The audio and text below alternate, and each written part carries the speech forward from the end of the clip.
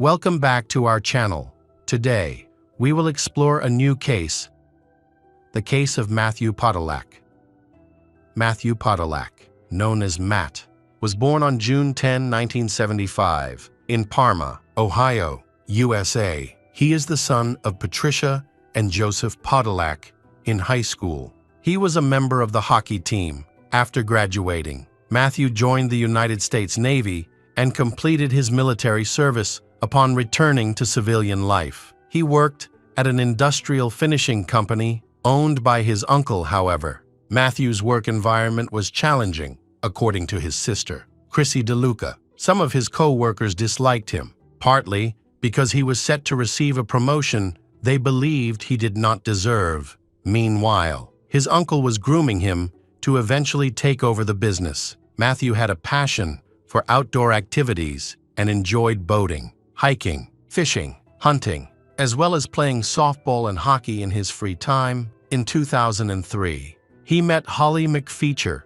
and they quickly began dating. They soon moved into a house in Cleveland. Friends described Matthew as overjoyed to have found someone with whom he could build a family. Within a year, their first daughter, Samantha, was born, and 2 years later, they welcomed a son, Josh. Holly also had a child from a previous relationship. Matthew's mother, Patricia, remarked, "When Matthew fell in love, he fell in love 110%, and he really loved Holly." So, in a short span of time, Matthew transitioned from being a bachelor to a father of 3. The first few years of his relationship with Holly were filled with mutual understanding, love, and passion. By the mid-20s, Matthew and Holly's relationship had become strained. They frequently arguments and full of disagreements. When they fought, he would leave home and spend the night at a friend's house. This happened repeatedly, and Matthew's friends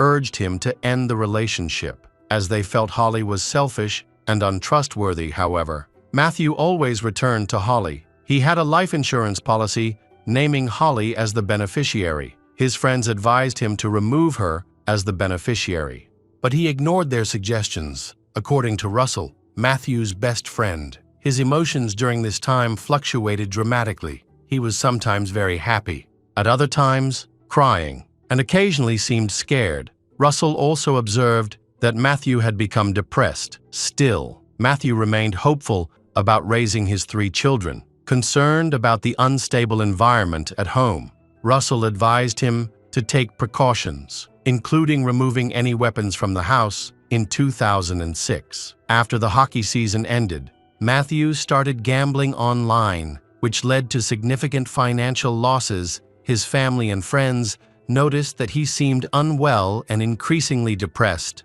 Following their advice, he consulted a doctor who prescribed antidepressants. By the spring of 2006, Matthew's health began to worsen. On Memorial Day, Russell became very concerned about Matthew's physical condition. Russell asked Matthew to help move a motor from one boat to another, but Matthew, who used to be very strong, had gained weight, was sweating heavily. He complained of back pain and said he had lost strength. Russell urged him to seek medical attention and recommended a doctor. Matthew visited the doctor on July 26, 2006, before the appointment. He called Russell to ask for directions to the doctor's office. During the call, Russell overheard Holly yelling at Matthew, insulting him by calling him too stupid to find the office. At the appointment, doctor diagnosed Matthew with kidney stones and prescribed medication for both the stones and the associated pain. At noon on July 30, Matthew called his father to tell him he had bought his daughter a fishing rod and wanted to plan a fishing trip in the coming days. That evening, Matthew attended a party with Russell. He later testified that Matthew's health seemed poor. Later that day, Matthew's father called an ambulance out of concern for his son, noting that Matthew sounded confused and very upset during a brief phone call. When the ambulance arrived, Matthew was taken to Parma Hospital with suspected multiple organ failure. At the hospital, doctors discovered that Matthew's kidneys were failing and diagnosed him with metabolic acidosis, a condition where his blood had become very acidic. Dr. Mandate, one of the ambulance crew doctors, suspected that Matthew might have ingested a toxic substance like methanol or antifreeze. Holly was present at the hospital, and when asked if Matthew had swallowed antifreeze or rubbing alcohol, she denied it. The following day, on July 31, 2006, Matthew passed away in the hospital due to kidney failure, according to doctor mandate. Metabolic acidosis is usually caused by breathing problems, but this was not the case for Matthew. Instead, he explained that ethylene glycol, a toxic chemical found in antifreeze, could also cause metabolic acidosis. Matthew's death deeply affected his family and friends. Holly's friend, Rebecca Vega, supported her in the days following Matthew's passing. She accompanied Holly to the funeral home to make arrangements. But Vega noticed something strange. Holly displayed no emotion and even began whistling in the room where the coffin would later be placed. For visitors, she appeared completely indifferent. Russell also described Holly's behavior as if she were at a celebration, acting as though nothing had happened. Soon after, the day after Matthew's death, Holly went to the bank and withdrew money from his account using his bank card. She also wrote checks in his name and emptied the account entirely. After Matthew's mother reported Holly's actions to the police, Holly was arrested and charged with 2 counts of forgery. Holly later agreed to pay damages, claiming she had taken the money to provide for the children after Matthew's death. Holly was the beneficiary of Matthew's life insurance policy, but the payout was small. She received only $10 2 weeks after Matthew's death. Rebecca visited her and noticed open bottles of cleaning products in the house, concerned about the safety of the young children living there. Rebecca asked Holly about them. Holly explained that one of the bottles contained antifreeze, which Matthew had allegedly used for his boat. However, Russell said that Matthew had not had a working boat since 2004 or 2005, when the boat's engine failed. After Matthew passed away, all his belongings were removed from the house. Holly gave Matthew's computer to a friend to erase some of its contents and destroyed his clothes by cutting them up and throwing them away. Now his father and brother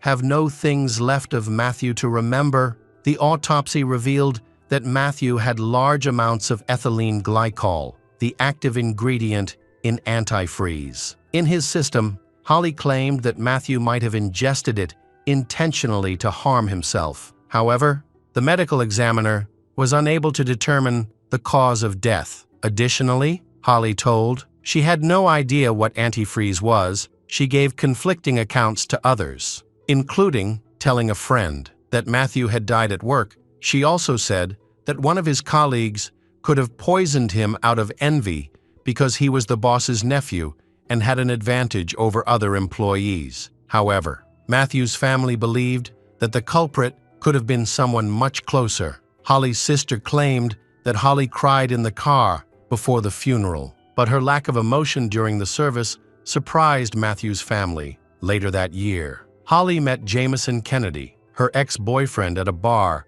by the spring of 2008. They had started dating, but Holly never shared any details about Matthew's death with him. Jameson had a serious criminal history and struggled with alcohol and banned substance. In September 2008, while drinking and intimate, Holly became very emotional and began talking about Matthew. She cried, saying she just wanted everything to end and that she wanted to leave Cleveland. She expressed regret about what had happened. When Jameson asked her what she regretted, Holly admitted that she had put something in Matthew's drink that made him feel sick and ultimately caused his death. Jameson was uncertain whether Holly was being truthful. After hearing her confession, he consulted his old friend, a lawyer. Jameson confided in his friend that Holly had admitted to killing Matthew, believing the confession to be credible. His friend reported it to law enforcement. Later, Jameson called Holly to discuss her confession without informing her that their conversation was being recorded. He hoped she would reaffirm that Matthew's death was caused by her tampering with his drink. However, during the call, Holly firmly denied ever harming Matthew. After this, Jameson and Holly's relationship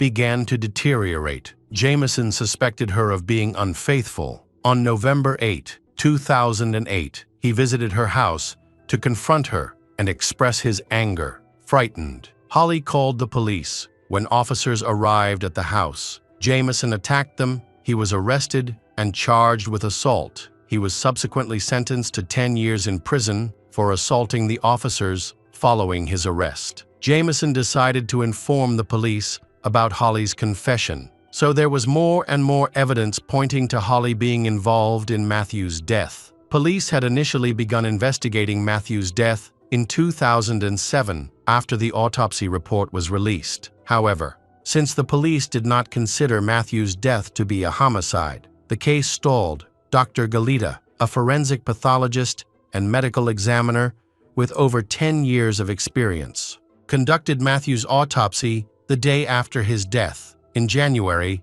2007. 6 months later, he released a detailed autopsy report co-signed by the county doctor. The report concluded that Matthew had died from ethylene glycol poisoning. Though the manner of death remained undetermined, Dr. Galita explained that after ethylene glycol entered Matthew's body, it traveled through his blood to his liver. A significant buildup of these crystals caused blockages, according to Dr. Galita. The flank pain Matthew had been suffering since May 20, 2006, was attributed to these blockages. Upon examining his kidneys, the doctor observed extensive damage, as well as signs that the organs were attempting to heal. Crystals were also found throughout other parts of Matthew's body, including his brain and ears. The examination further revealed that Matthew had very severe acute myocarditis. Dr. Galita concluded that myocarditis could not have developed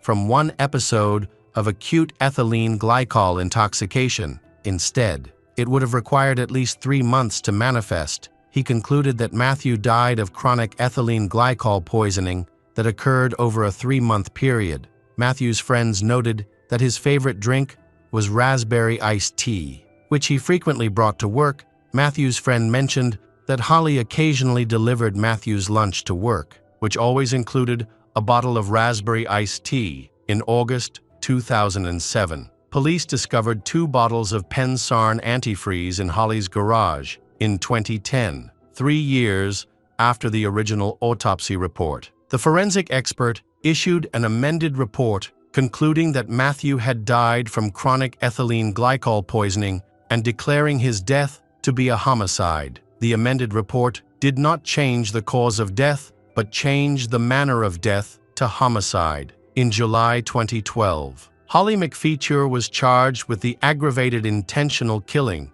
of Matthew Podolak and the distribution of a substance not intended for human consumption. Matthew's older brother, Mark, revealed that their family suspected Holly's involvement in Matthew's death. Investigators believed that Holly had been secretly adding antifreeze to Matthew's iced raspberry tea over the course of several weeks or even months. Holly pleaded not guilty and went to trial in 2013. The case against her relied entirely on circumstantial evidence. During the trial, the prosecution called 15 witnesses, including Matthew's family, friends, his doctor, Dr. Galita, and several police officers involved in the investigation. Testimony covered Holly's suspicious behavior, a phone call she made to Matthew before he visited his doctor, and the fact that Matthew had not owned a working boat since 2004 and had no practical reason to use antifreeze. Meanwhile, Holly's defense attorney argued that Matthew's family and friends were quick to blame her without any concrete evidence, putting enormous pressure on law enforcement to act against her so soon after Matthew's death. The prosecution's main witness, forensic expert Dr. Galita, conducted the autopsy on Matthew. Dr. Galita provided a detailed explanation of how he determined that Matthew had been poisoned over a period of 3 months. He discovered crystals in Matthew's kidneys and signs of cardiac myocarditis, which are consistent with prolonged exposure to ethylene glycol. He ruled out other potential causes, such as fungal or viral infections, and clarified that myocarditis could not have been the result of a single acute exposure to ethylene glycol. Other witnesses supported Dr. Galita's findings. Matthew's friends testified that his health began to decline in the spring of 2006. In July 2006, he was diagnosed with kidney stones, and his condition worsened over time. Regarding Matthew's relationship with Holly, prosecution witnesses described it as increasingly strained. Holly's lawyers claimed that their client was not involved in Matthew's death. They argued that Matthew was depressed due to significant gambling losses, work-related struggles. The defense suggested that he intentionally ingested a fatal dose of antifreeze. They also maintained that Matthew's death resulted from a single instance of poisoning rather than repeated doses over time. To support their argument, the defense called Dr. Robert Bucks, an expert from El Paso County, Colorado. He testified that Matthew's death was caused by acute poisoning, meaning a one-time exposure to ethylene glycol, which could indicate he was intent on self-harm. Dr. Bucks disagreed with Dr. Galita's conclusion that Matthew had myocarditis and instead argued that Matthew likely suffered a heart attack. He further explained that myocarditis can occur without ethylene glycol poisoning and that lower back pain is not a symptom of such poisoning. Additionally, Dr. Buck stated there is no link between kidney stones and poisoning. However, the prosecution presented evidence that, while Matthew experienced some depression, he was committed to being a father to his children and was making plans for them. Testimony also revealed that Matthew had sought medical treatment for both his mental health and physical issues. Jamison Kennedy testified in court, claiming that Holly had confessed to him that she spiked Matthew's drink. However, Holly denied ever making such a confession. Jamison's testimony was supported by Inspect Mike Quinn, who noted that when Jamison told law enforcement of Holly's confession, there was no public knowledge that Matthew had died from ethylene glycol poisoning. This refutes the theory that Jamison might have fabricated his testimony based on information he heard elsewhere. Holly, however, argued that Jamison made the accusation either to secure a reduced sentence for his own crimes or to take revenge on her. The jury spent 3 days deliberating and weighing the evidence and testimony presented before the court. Ultimately, on August 28, 2013, they found Holly McFeature guilty on all counts related to the death of Matthew Podolak.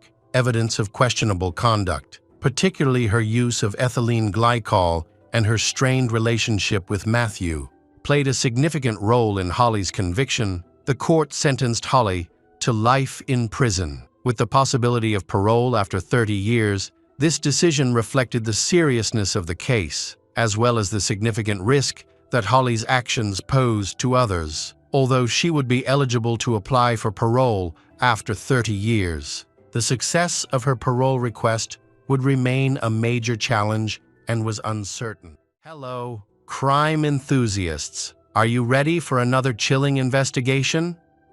The case of Ana Carolina Lopez Enriquez. Ana Carolina Lopez Enrique was born in February 1996 in Mexico. Her biological mother was diagnosed with HIV, while her biological father was unemployed and homeless.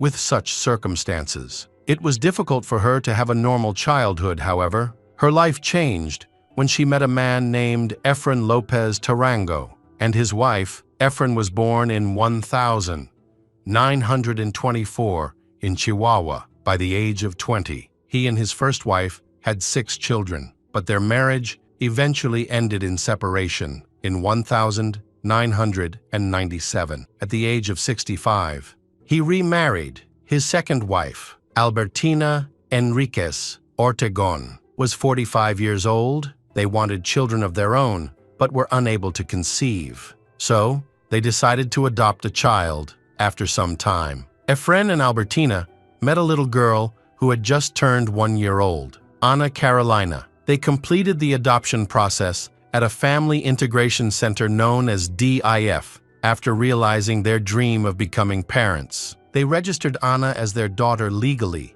to ensure that she would receive full benefits. They then brought her to their home in the city of Chihuahua. From day one, the foster parents tried to give her all their love to meet all her needs. They hired a nanny named Margarita to care for her when they were not around. Margarita described Anna as a wonderful and obedient child. The relationship between the two was good. Sometimes, she shared with Margarita things that she had not had the courage to tell her parents, however. She never felt like she truly belonged in her new family. Over time, she began to harbor resentment toward her half-siblings. She felt that they maintained a relationship with her parents only for selfish, materialistic reasons. At that time, Albertina owned several bars and liquor stores in Chihuahua, as well as real estate in Texas, so they can afford to live a comfortable life and spoil Efren's stepchildren from his previous marriage. However, Anna, their adopted daughter, always received the most attention and gifts. They not only gave her their love, but also fulfilled all her wishes. One of Efren's grandchildren recalled that Anna was deeply cherished and always got whatever she wanted. She was among the first in the family to own a desktop computer, a mobile phone, and trendy clothes. People who knew Anna say that as a teenager, she always took care of her appearance. Her nails are always carefully taken care of, which showed that she frequented high-quality beauty salons. Her hair was soft, long, slightly wavy, and always neatly trimmed. When it came to clothing, she preferred simple styles, often wearing regular jeans or trousers, but she always looked impeccable at school. She excelled academically. Her teachers described her as the smartest student. She got along well with her classmates, never missed school, and was always diligent in her studies, although Anna always knew she was adopted. But the way she behaved with her adoptive parents was still very natural. Sometimes she argued with her mother, but to others, it looked like normal teenage rebellion. She seems quiet and doesn't interact much with her classmates. Maybe her introverted personality makes her withdrawn, or maybe she had trouble expressing her feelings during her school years. Anna was bullied several times by older teenagers who called her an orphan. These incidents deeply hurt her. She tried to talk to her parents, Efren and Albertina, about it, but they didn't take the issue seriously. Over time, this made her resent them more and more. She disliked that they were older than the parents of her peers. At times, she even thought about teaching them a lesson for not protecting her from being bullied. Over time, Anna feels increasingly resentful towards her adoptive parents, Efren and Albertina. Behind her gentle appearance lies an unapproachable personality. She gradually became more dissatisfied with them. However, it was difficult to pinpoint exactly when she started to change. She even became cruel to her dog, which really worried her parents. They concluded that she needed psychological help to uncover the root cause of her escalating aggression. So Efren and Albertina decided to send Anna to a boarding school in America. Before doing so, they planned a trip to Venice for her. What they didn't know, however, was that she had already started devising a plan a year earlier to distance herself from them permanently. She wanted to break free from their control and free herself from the constraints of life, realizing that, with her small size and weight, she could not carry out the massacre alone. She began looking for an accomplice. The person she targeted was a young man named Jose Alberto Grajeda Batista. Convincing him to join her plan was easy, as her parents disapproved of their relationship and had even forbidden them from seeing each other at one point. The plan also included Jose's friend, a young man named Mauro Alexis Gomez Zamaron. If the plan succeeded, Anna will receive a large inheritance from her adoptive parents, Efren and Albertina. Thanks to that, she can marry Jose and buy a house. However, things will not be as peaceful as a fairy tale because she has a cruel plan to kill both Efren and Albertina. Anna chose Friday, May 3, 2013, as the day to carry out her plan. She chose this day because Margarita was off work that day, and her father, Efren, would be out bowling from lunch until dinner. This means her mother, Albertina, will be at home with her after Efren left the house. She secretly brought in her accomplices, Mauro and Jose. She then went into the kitchen and called Albertina, pretending to need help finding a recipe. When Albertina arrived, Mauro silently approached her from behind and strangled her with a cable until she stopped resisting. She died, looking into the face of her adoptive daughter, Anna, while Anna stood by and watched her accomplices carry out the murder. Immediately after the attack, they injected Albertina with several doses of rat poison and hid her body. They then waited for Efren to arrive. When he entered the house, Anna used the same trick she had done with Albertina, luring him into the kitchen under the pretense of cutting fruit. There, he was caught off guard. Mauro quickly strangled him to stop him from breathing. However, Mauro was not sure that he was dead. So Mauro chained him to the table leg to prevent him from moving if he woke up. Ultimately, he was also injected with poison. With the first phase of their plan complete, the group stole all the money from the house and left to celebrate their success. When they returned, they drank beer and chatted casually, much like ordinary teenagers. The next morning, they cleaned up the crime scene, wrapped Efren and Albertina's bodies in plastic bags, loaded them into a white van.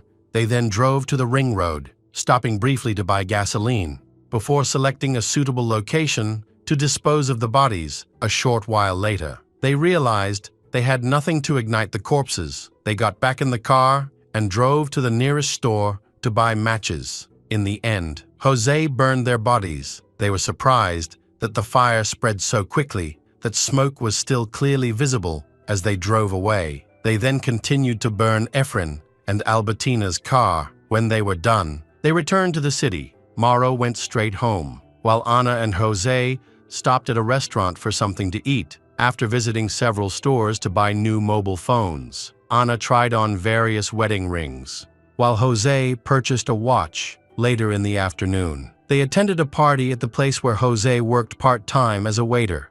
That evening, the ministerial police in the city of Chihuahua discovered the charred bodies of two unidentified individuals. Due to the unusual condition of the bodies, the police requested assistance from forensic experts at the city prosecutor's office. In response, an expert named David Ochoa was sent to the scene. David was the specialist the authorities routinely consulted to profile criminals. David arrived at the scene within 20 minutes. The site was an abandoned lot in the southern part of the city, notorious for being a haven for criminals. Upon arrival, he immediately noticed that the bodies were burned. Judging by the condition of their teeth, he could easily tell that they were elderly. Their facial expressions suggested they were not anticipating the attack, showing no signs of fear or surprise. This led David to conclude that the victims likely trusted their killer. Over his 17 years of service, David had investigated 250 crime scenes.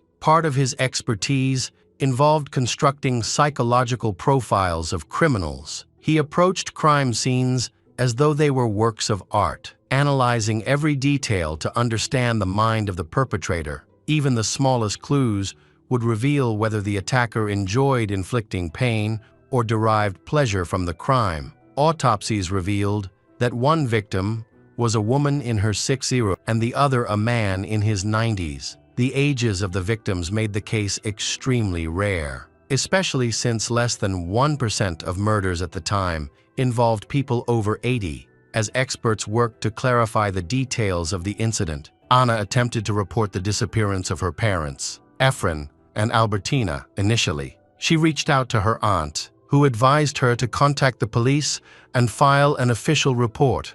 It seemed that she was very confused when she went to the police station to report her parents' absence for a long time. Anna explained to the police that, until a few days before her parents, Efren and Albertina, went missing, everything had been normal at home. After carefully reviewing her testimony, the police filed a report on the disappearance of Efren and Albertina. Police soon connected their disappearance to two bodies found earlier. After an investigation, the authorities had the results of the autopsy and confirmed that the two bodies found were Efren and Albertina. Since then, the police have focused all their efforts to clarify the massacre. According to investigators, they interviewed all relevant witnesses, including Anna. Initially, No one suspected her involvement. Everything unfolded according to her plan, and her tragic backstory helped her gain the trust of the police, who viewed her as a victim. However, Jose,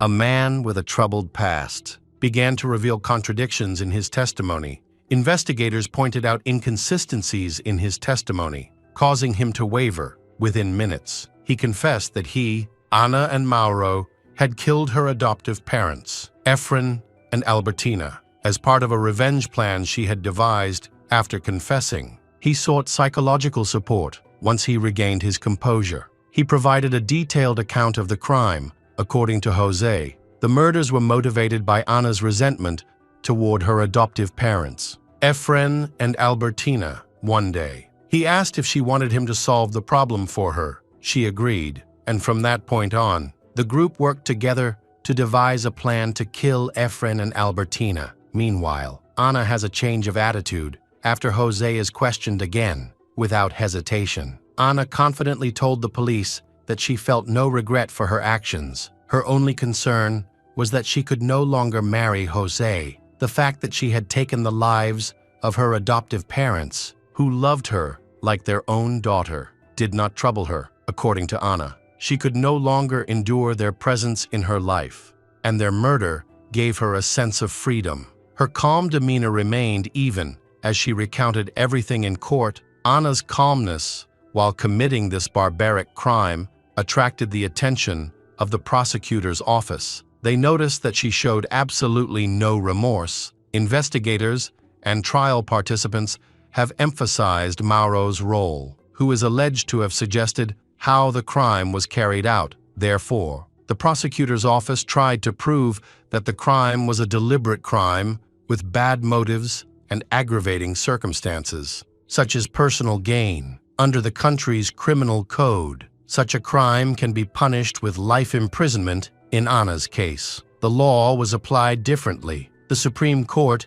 determined that she was a minor at the time of the crime, meaning her maximum prison sentence could only be 15 years, and that was only if she were convicted of aggravated murder. In contrast, her accomplices, Jose and Mauro, faced the possibility of spending the rest of their lives in prison. According to available records, they appeared in court in 2013. Chilling testimonies from the criminals revealed disturbing details. Mauro, one of the accomplices, may have been mentally unstable at the time of the crime. He suggested that Jose and Ana use the stolen money to buy food and supplies for themselves, acting as if nothing had happened when the details of the case were clarified. Mauro was the most reckless and heartless person in the group. He is the one who gives orders and commands to Jose and Ana. The group gathered all the tools used in the crime, placed them in a bag, and loaded it into the car they used to transport the bodies. Upon arriving at the location, they had chosen to dispose of the bodies. Mauro took charge. He removed the bodies from the car and poured gasoline over them as their confessions were presented in court. The room was filled with cries of anguish. Some wept because they were hearing, for the first time, the horrifying details of how their loved ones were killed. Others were in shock, unable to believe that their children had been involved in a conspiracy to take the lives of two innocent people. Mauro's mother seemed to be the most affected by the situation. She occasionally glanced at their son, as if questioning whether he was still the same person she had raised. Unlike Jose and Mauro, Ana's trial was held in private because she was still a minor. This worked to Ana's advantage, allowing for a shorter trial that focused primarily on her mental health issues. She had already undergone a psychological evaluation, and the results were included in the case. The report was both shocking and revealing. Experts noted that, despite her young age, the girl showed serious signs of psychological disorders. She was said to have sadistic tendencies, lacked empathy, had no conscience, and was not emotionally attached to her parents. Criminologist David Ochoa, who was involved in the investigation, remarked that it was extremely rare to encounter a young criminal who didn't cry. He was particularly astonished that Ana was capable of harming the very people who had taken her in and provided her with a life of luxury. The prosecution then made a final argument, asserting that Anna was fully aware of her physical inability to carry out the plan on her own, despite her adoptive parents' advanced age. She sought out someone with physical strength to help carry out the plan. Anna pleaded guilty to the murder of her adoptive parents under aggravating circumstances, as well as to robbery. As a result, she was sentenced to 14 years and 6 months in prison and was transferred to a social reintegration center for juvenile offenders. In contrast, her two accomplices, Jose and Mauro, who were adults at the time of the crime, each received a 37 years prison sentence. It is important to clarify the charges brought against each of the criminals. Judicial representatives concluded that, during different stages of the incident that led to the deaths of Efren and Albertina, both Anna and Mauro acted as the organizers. Anna was the one who proposed killing her adoptive parents. Efren and Albertina, however, it was Mauro who devised the plan for the crime. Consequently, Mauro was considered the main perpetrator as he executed the plan.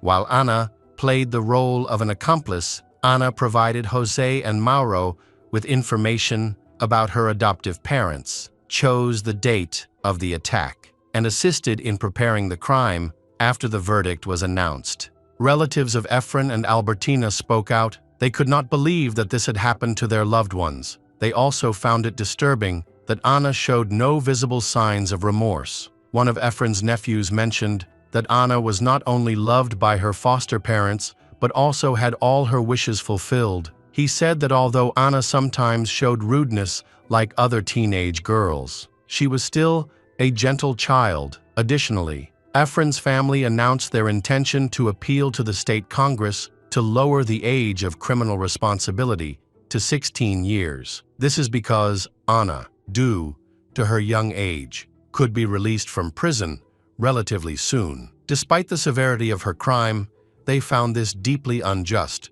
While they understand that lowering the age of criminal responsibility will not apply to Anna, they hope it can help prevent similar tragedies in the future. As Efren and Albertina's families grieved their loss, many of Anna's close friends were in shock. They could not believe she was capable of committing such a crime. Eventually, they decided to cut all ties with her, vowing never to speak to her again or visit her in prison. One of the people most affected by the tragedy was Margarita, Anna's former nanny. Devastated by the news of such a horrific crime, Margarita appeared in public in the days that followed looking exhausted. With dark circles under her eyes, she seemed so frail that many believed she might require immediate medical attention. When speaking to journalists, Margarita expressed shock and disbelief, saying that Anna's actions were unacceptable. She could not understand why such a terrible thing happened, and no one seemed to be able to come up with a reasonable explanation. 4 months after Anna was sent to the Center for Social Reintegration of Juvenile Offenders, a brief article about her appeared in a local newspaper. It portrayed her as a model inmate who strictly followed all the rules set by the center's administration. It was reported that Anna had no issues with any of the other prisoners. She actively participated in the judo program and never missed a training session during this time. She also resumed her studies and expressed hope of one day pursuing higher education at a university. According to available information, the only visitors she received were her 2 aunts from her biological mother's side. Although Anna was sentenced to 14 years and 6 months in prison, she was released after serving only 5 years. Her release was handled with strict confidentiality, as her case had caused widespread public uproar. In March 2018, authorities decided to release her due to legal reforms addressing juvenile offenders. The changes reduced her maximum sentence to 5 years. After her release, Anna disappeared from public view, however. Reports indicate that Efren and Albertina's families filed a civil lawsuit to strip her of inheritance rights, arguing that her and her accomplices' actions led to the deaths of Efren and Albertina. Hey detectives, welcome back. We've got another mysterious case to explore. The case of Carly Ryan. Carly Ryan was born on January 31, 1992. In Australia, her mother, Sonia Ryan, was 20 years old at the time and raised her on her own. They lived in Stirling, a suburb of Adelaide in South Australia. She and her mother have a close relationship, always being a strong support for each other. Carly was a girl who always cared about others. She is also fascinated by many different subcultures and shares her passion for music with those close to her, along with her in-person friendships. She has many relationships on social media. She enjoyed spending time on platforms like MySpace and Vampire Freaks, where she interacted with others who shared her interest in subcultures such as goth on MySpace. Carly is known as SYSL. Her posts seem engaging and fit this nickname. Many of the photos she shared featured women tied with ropes or people using illegal drugs. Her profile lists interests such as drug use, smoking, drinking, music, intimate relations, and attending concerts. However, most of these hobbies were exaggerated or entirely fabricated and didn't reflect her real life. At one point, Carly's friend Ashley introduced her to a young man named Brandon Kane. Brandon was born in the United States but lived in Victoria, Australia. He claims to be 20 years old and says his hobby is playing the guitar. Initially, he had been communicating with Ashley as he was romantically interested in her. Their conversations were mostly casual, though occasionally they touched on more personal topics. Ashley disliked these intimate discussions, which caused their communication to taper off. However, when she posted a photo of herself with Carly, he reached out again and asked for Carly's email address. Shortly after, he sent Carly his first message after a while of exchanging messages.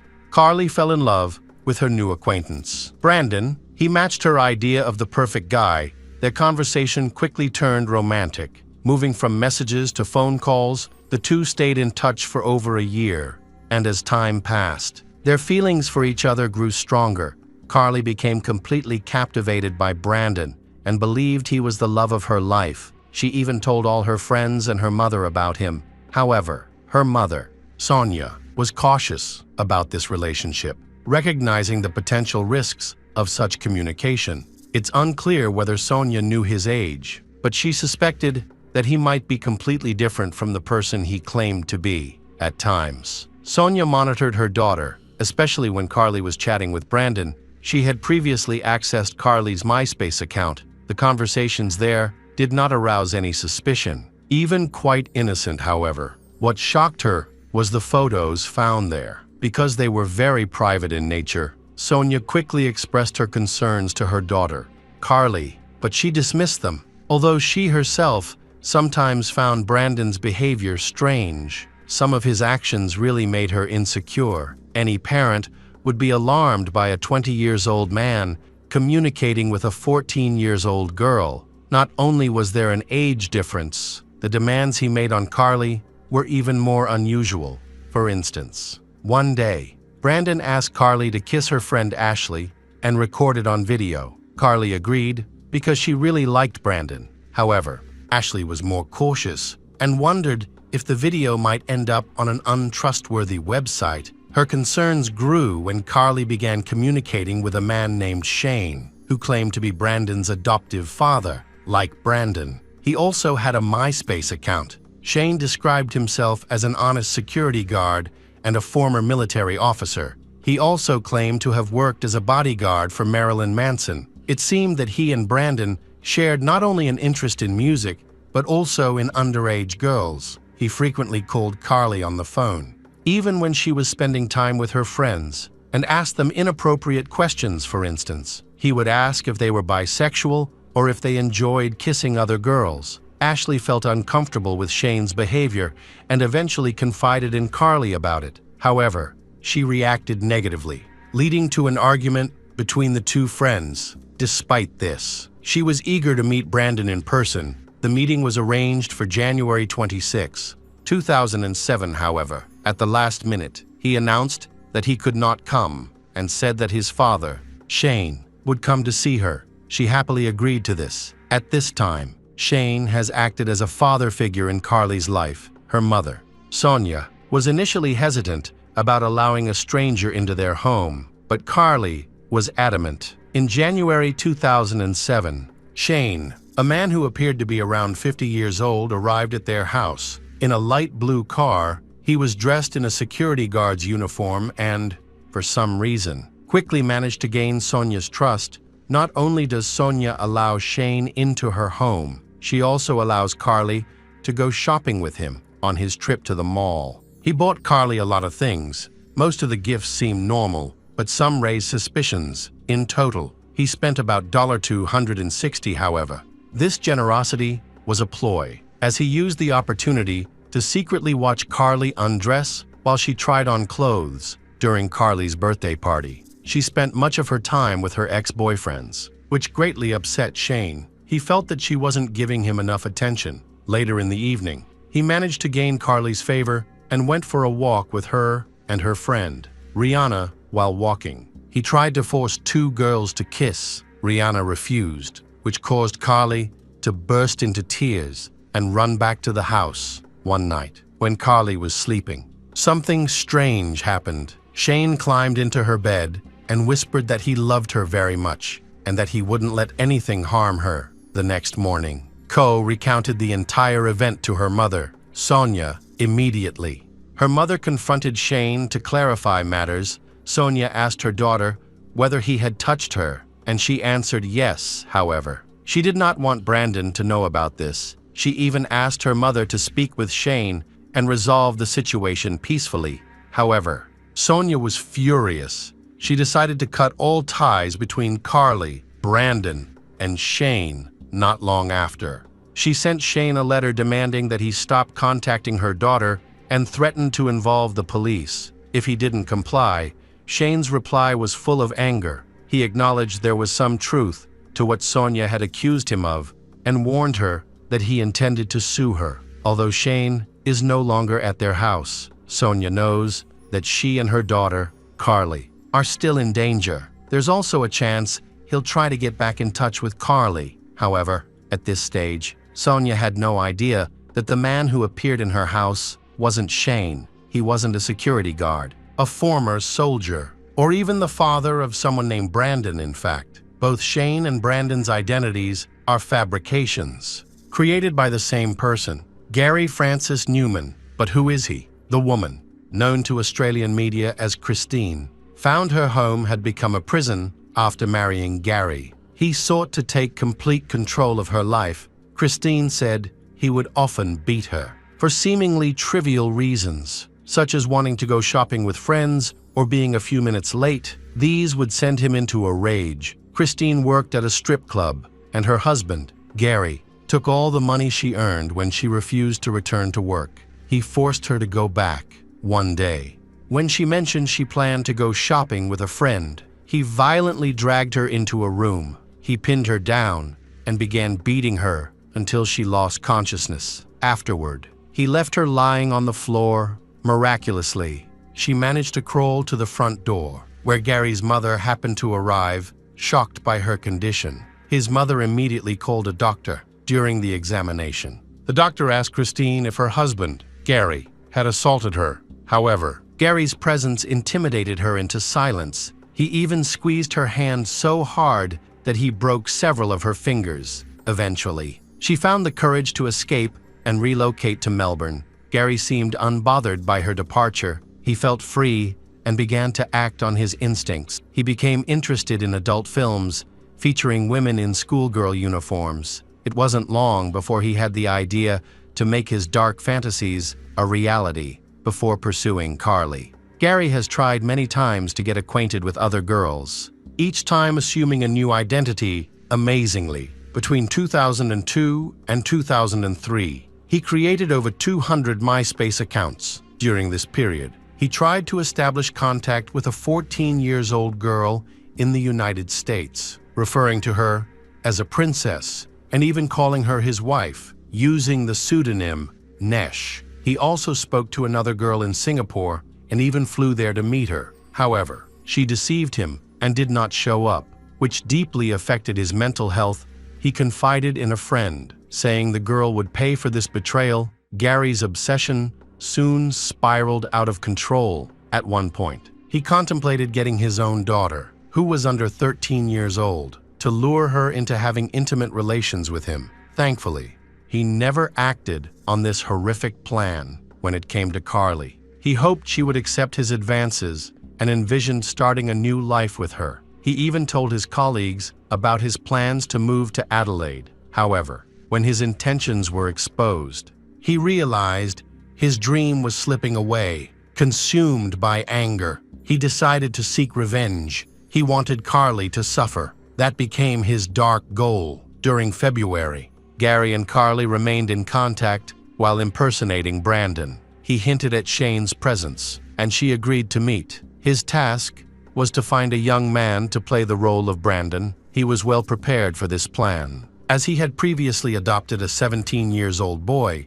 this teenager was chosen to impersonate Brandon. That month, Gary and his adopted son traveled to Adelaide. Meanwhile, Carly lied to her mother, Sonia, claiming she would be spending the night at a friend's house, perhaps feeling guilty about the lie. She hugged her mother several times before leaving and told her she loved her. She then exited the house through the back door. She was met on the street by a man she knew as Shane and the teenager pretending to be Brandon. They then visited Port Elliot, a well-known tourist destination in South Australia. They walked around the town and eventually stopped at a local bay, where Gary gave Carly illegal drugs. After 10 p.m., in a secluded area of the bay, taking advantage of Carly's unconscious state, he knocked her face down into the water and then attacked her. His adopted son assisted by holding Carly down. Then, Gary struck her several times on the head, causing her to lose consciousness. Eventually, he and his adopted son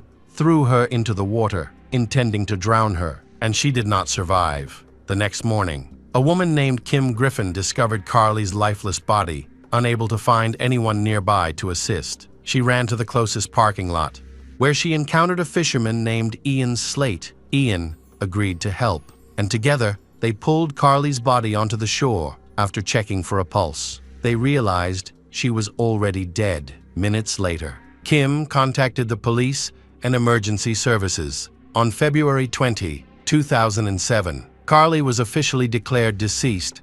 An autopsy later revealed that she had suffered at least 19 injuries, including head trauma. Additionally, her body had multiple cuts and scratches. Traces of cannabinoids were found in her blood. Experts determined that she had died shortly before Kim found her. Her mother, Sonia, was devastated by the tragedy. She struggled to understand how her daughter had ended up in such a remote location, far from home. CCTV footage from Port Elliot revealed that Carly was accompanied by two men. In one video, the three were seen near the Crown Hotel. In another, near a fast food restaurant. Investigators have spoken to several witnesses. One witness said, a man asked him where to buy drinks. He directed them toward the bay. A supermarket cashier, who sold the man cigarettes around 9 p.m., said he asked the same question. Witnesses described Carly as goth or emo. Several people interviewed mentioned seeing a light blue car. With Victorian plates, the car was parked on a cliff, and on the control panel, there is something that looks like a security guard's card. Investigators reviewed Carly's last phone calls to identify who she had contacted before her death. One number was registered in Melbourne and the other in Adelaide. Despite efforts, the police were unable to identify the owners of these phone numbers. However, geolocation data provided crucial insights. Some calls were made from Euchreville, a suburb of Adelaide located just a few kilometers from Carly's home, where a trailer park housed people living in their vehicles. When investigators visited the area, the light blue car with Victorian plates was no longer there, however. Several residents confirmed seeing the car and the individuals inside it. CCTV footage helped identify the car and its number plate, which provided crucial information. Tracing the number plate led investigators to a house on the Mornington Peninsula, south of Melbourne. The house was owned by a 48-year-old man named Gary Francis Newman. The wanted car was parked in front of the house, making Gary the prime suspect in Carly's murder. When police entered the house, they found Gary sitting at a computer, chatting with a 14-year-old girl from Western Australia. He was once again pretending to be Brandon. It had been just 11 days since Carly's body was discovered in the bay, and he was already targeting another victim during a search of the house. Investigators uncovered numerous items linked to his criminal activities. Notebooks revealed details of 200 fake identities Gary used to communicate with underage girls. Evidence also indicated that he had been engaging in these predatory actions for a long time.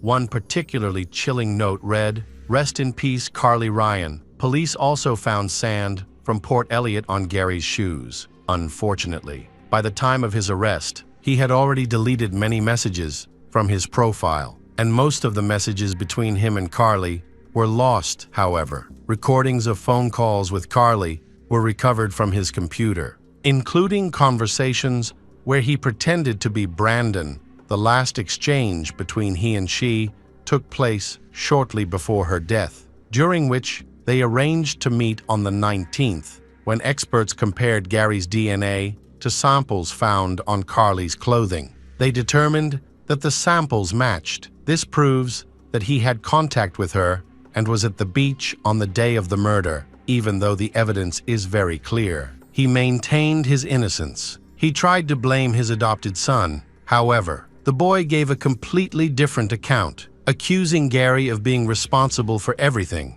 As a result, both were arrested. Their trial lasted nearly 3 years. Throughout the trial, Gary continued to deny his guilt, as he had been doing for months. He shifted the blame to his son, insulted him, and accused him of lying. He also claimed that the authorities and the media had conspired against him.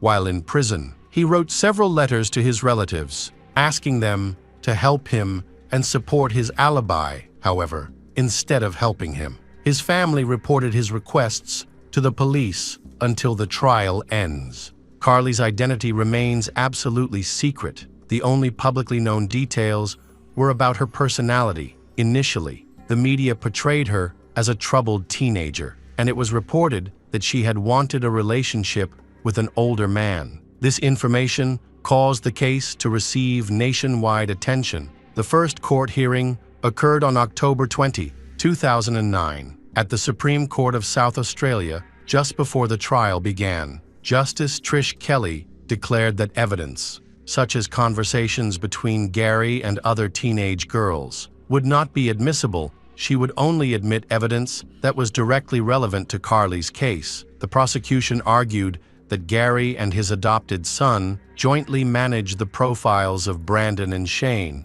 However, the son's defense claimed he merely helped his father cover up the crime. For a long time, Gary and his legal team tried to shift all blame for Carly's death onto his adopted son. However, during a court appearance in January 2010, he shocked everyone by changing his stance. He claimed neither he nor his son was responsible for her death. He asserted that he never had feelings for Carly and describes their relationship as similar to that between a stepfather and daughter. Furthermore, Gary says that he has no feelings for anyone, as he is asexual, meaning he is not interested in intimacy. However, this was only his testimony in court, according to Gary. The only person who had feelings for Carly was his adopted son. Gary claims he pretended to be Shane.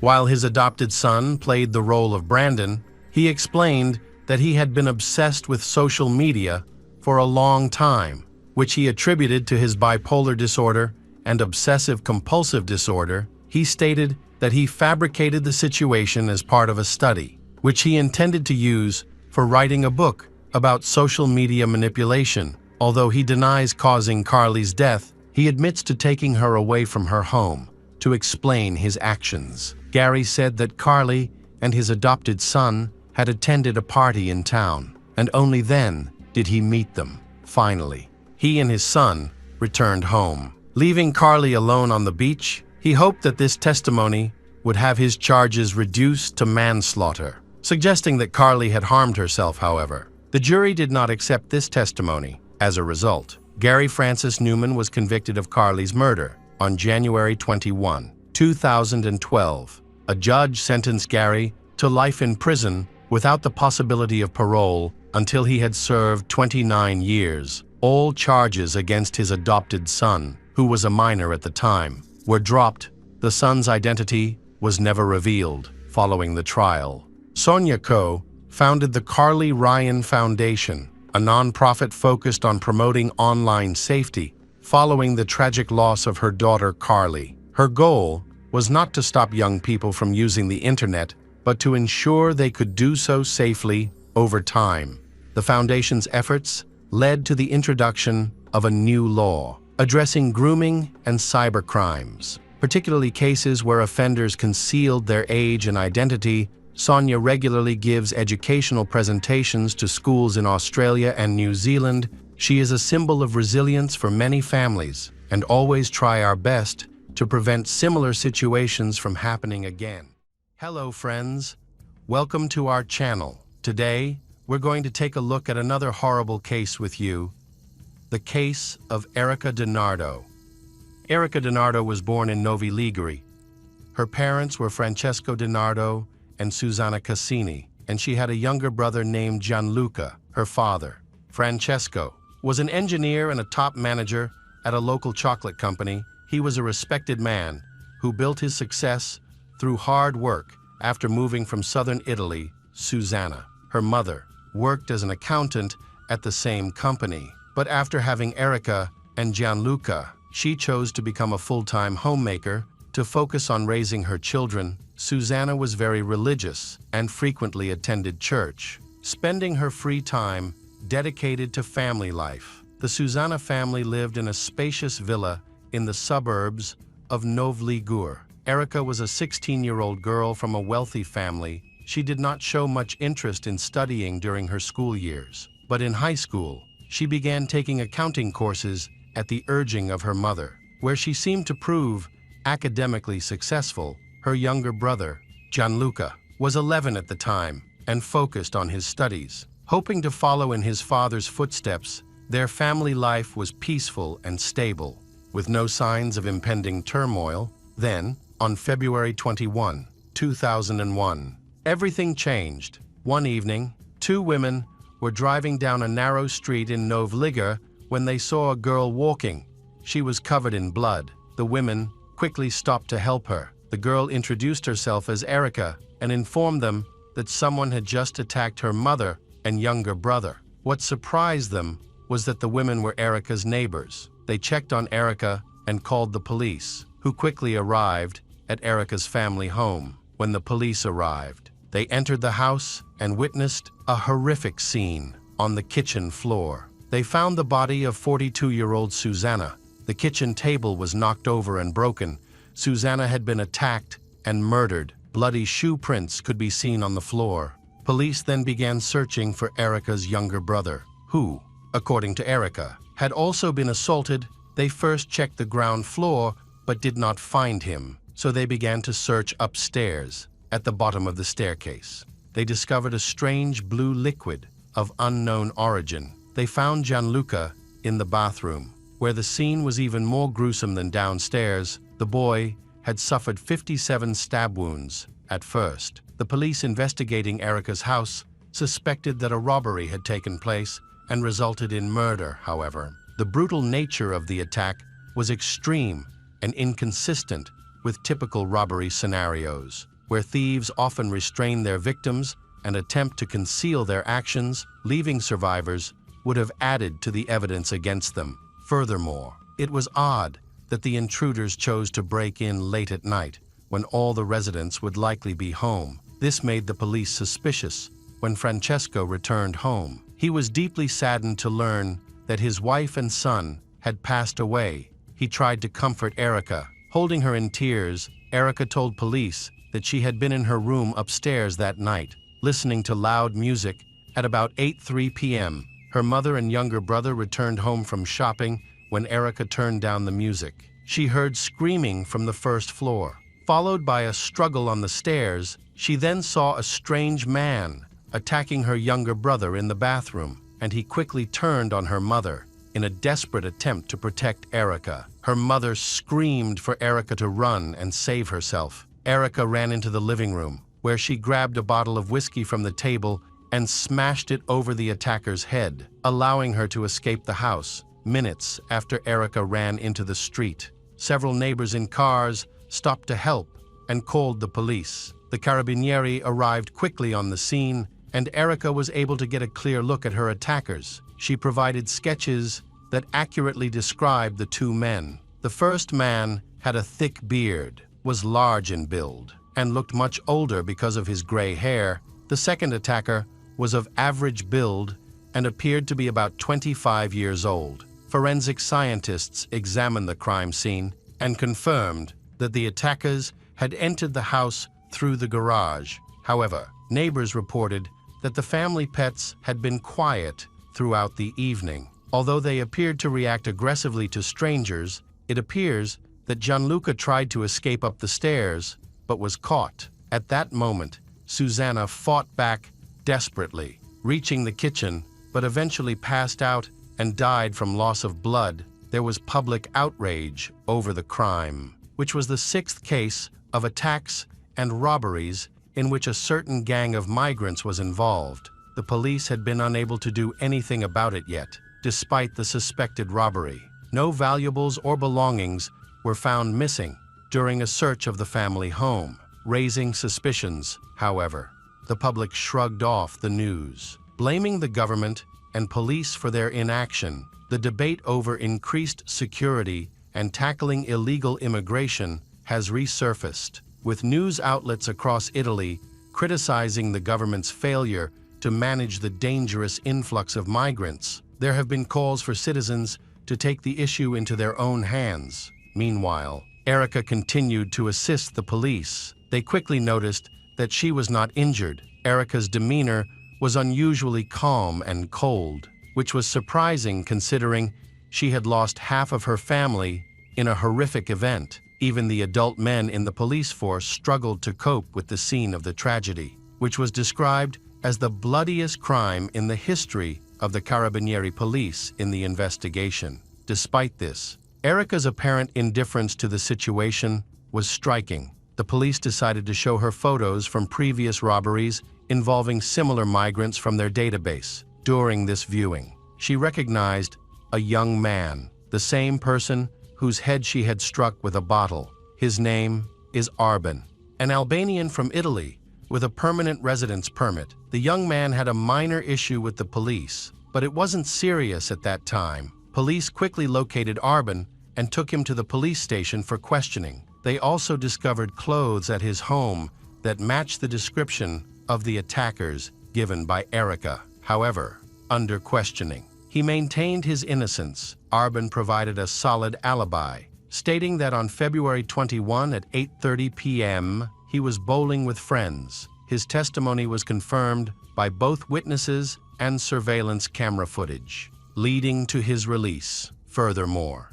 Erica claimed that she had hit him in the face with a heavy glass bottle, which should have left a mark, but Arben had no head injuries. Police noticed increasing inconsistencies in Erica's testimony. Her behavior seemed suspicious. Raising the police's suspicions, the motive for the crime seemed suspicious because valuables were still in the house. There were no signs of forced entry. The dogs were not barking. And the brutality of the attack raised further suspicion. Generally, criminals harbor grudges that lead to multiple knife wounds. This often suggests a personal motive for the attack. While looking into potential suspects, the police suspected that Erica might be the attacker. However, considering the case and the extent of the injuries, Erica could not have done it alone. Perhaps Erica had an accomplice involved in the case. This led the police to focus their investigation on Erica. They learned that her relationship with her family had recently become strained, although it did not seem serious. Erica and Susanna had very different views on life. The very religious Susanna could not find common ground with Erica, who had no interest in religion. Disturbing entries found in Erica's diary revealed that she had a poor relationship with her younger brother, Gianluca, and that she had even beaten him several times. in Erica's latest diary entries. The police found a name, Mauro Favaro. Nicknamed Mauro, they discovered that Erica's mother had intercepted communications between her and Mauro.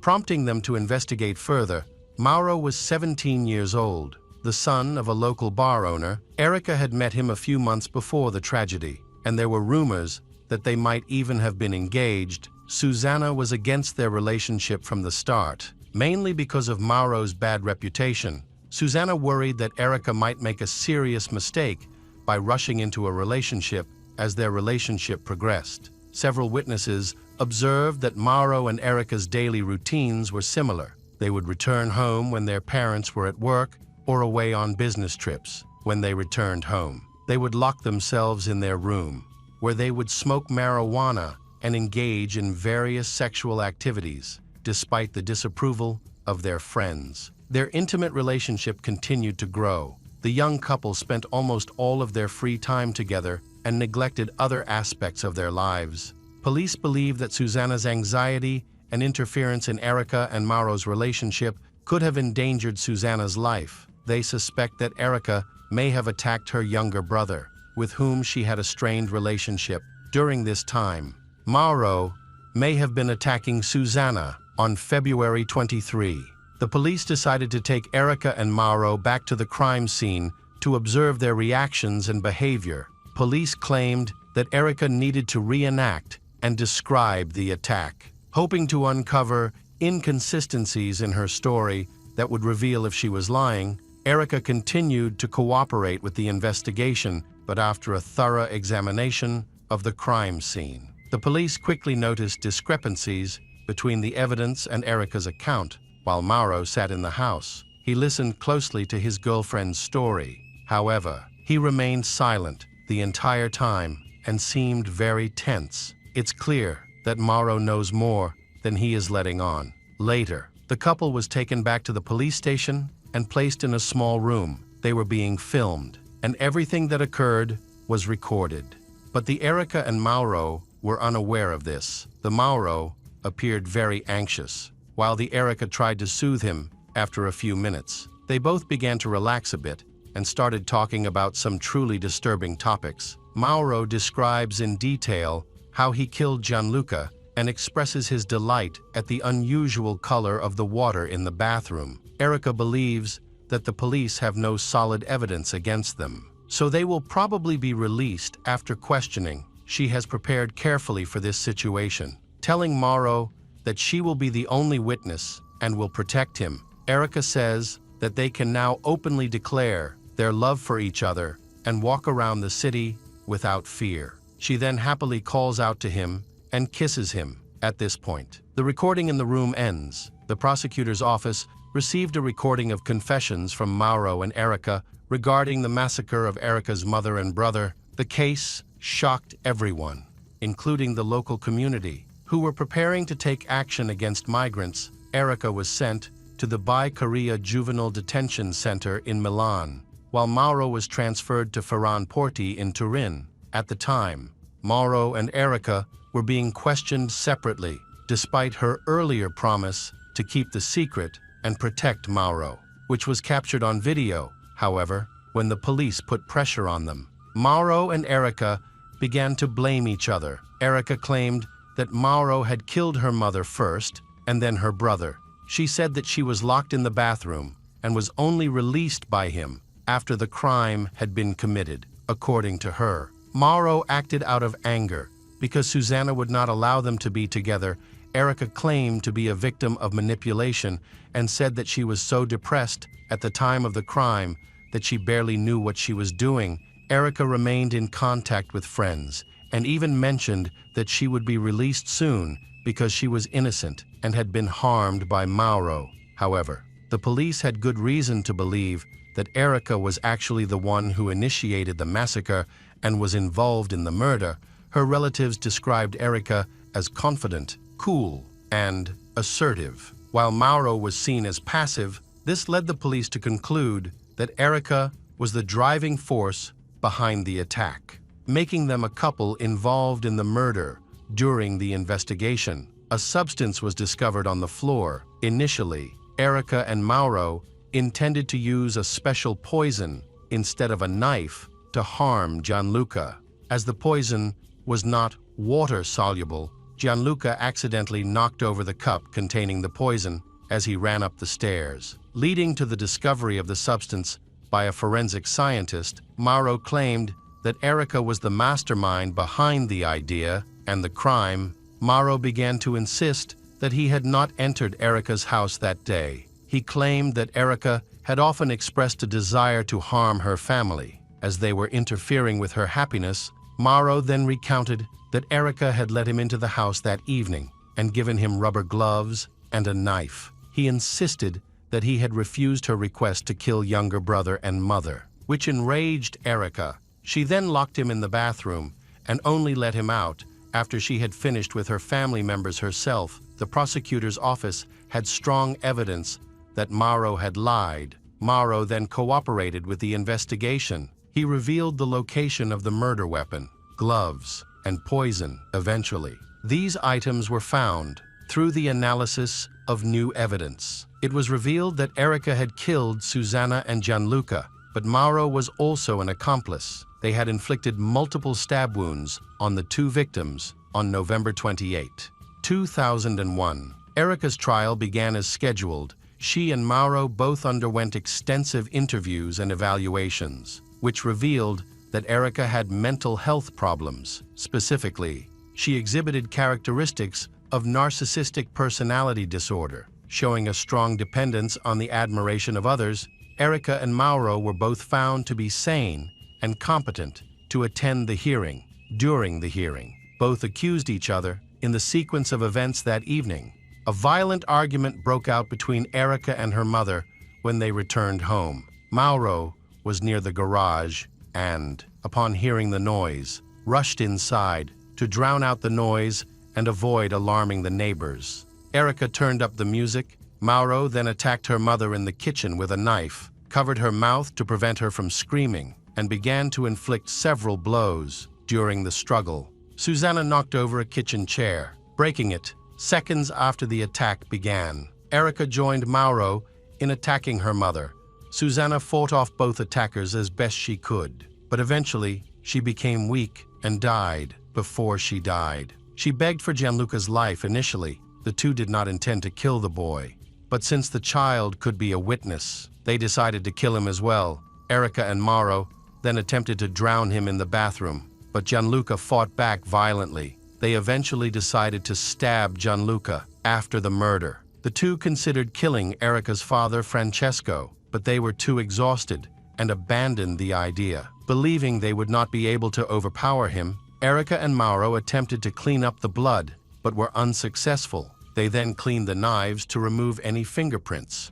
One knife was discarded in the trash, along with the gloves. While the other was left on the kitchen floor, Mauro then left on his scooter. A passerby noticed him on the road, particularly his blood-stained pants, and later reported this to the police. On December 14, 2001, the Turin Juvenile Court sentenced Erica DiNardo to 16 years in prison for first-degree murder and conspiracy to commit murder. Mauro Favaro received a 14-year sentence, 2 years less than Erica, because he actively cooperated with police during the investigation. The prosecutor's office highlighted that his cooperation was crucial in solving the crime. After hearing the verdict, Erica broke down and cried. While Mauro appeared confused, Erica became so angry that she started insulting everyone, including the judge. Her sudden change in mood raised concerns about the fairness of the verdict.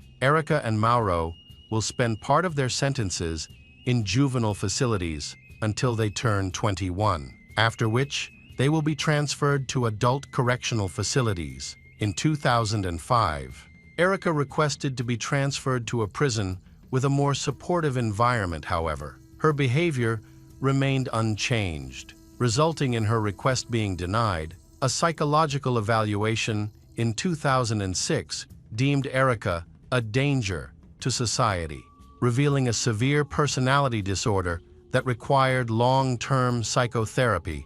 Experts warned that if nothing was done, she would likely harm others after her release from prison, after receiving treatment. Erica's condition improved significantly. She learned to control her anger and became calmer. She earned a degree in philosophy and even defended her thesis on Socrates. In April 2009, the committee praised her progress. Erica was finally released on March 3, 2010. She joined a volunteer organization that helps former prisoners reintegrate into society. Erica spent some time in a psychiatric hospital in Castiglione della Stiviere, where she met a musician who was volunteering there.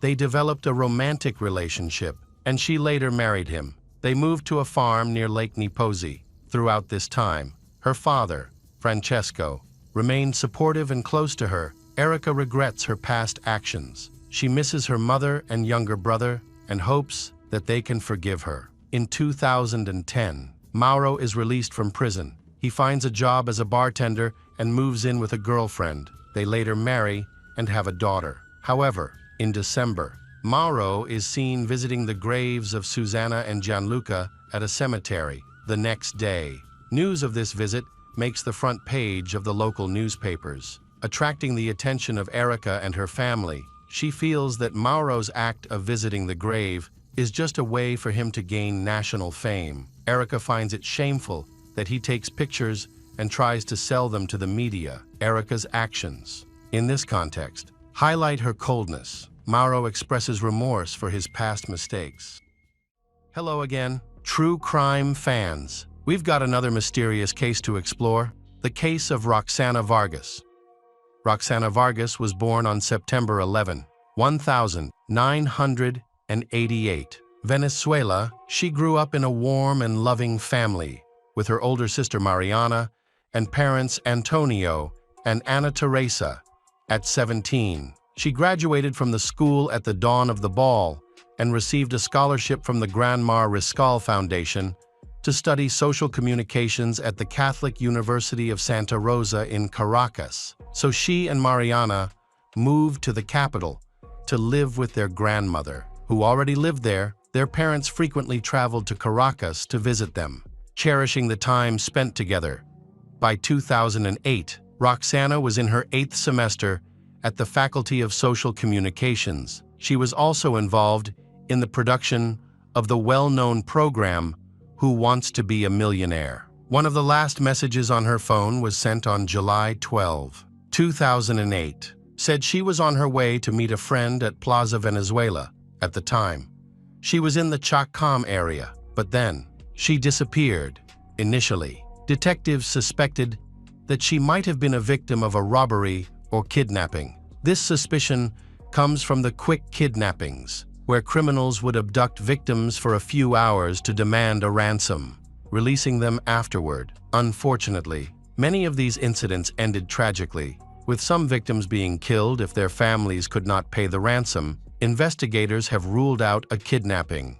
As Roxana's family has not received a ransom demand, they then considered the possibility of a robbery, but there was no evidence to support this theory either. On July 14, 2008, the body of a girl was discovered by a security guard working at the Biosa Airline building, now known as Conviasa. Located in the Kaiser Park area of Caracas, the guard heard loud barking from dogs near a vacant lot close to his workplace and decided to investigate. Upon approaching the lot, he found the lifeless body of a girl lying amidst a pile of construction debris.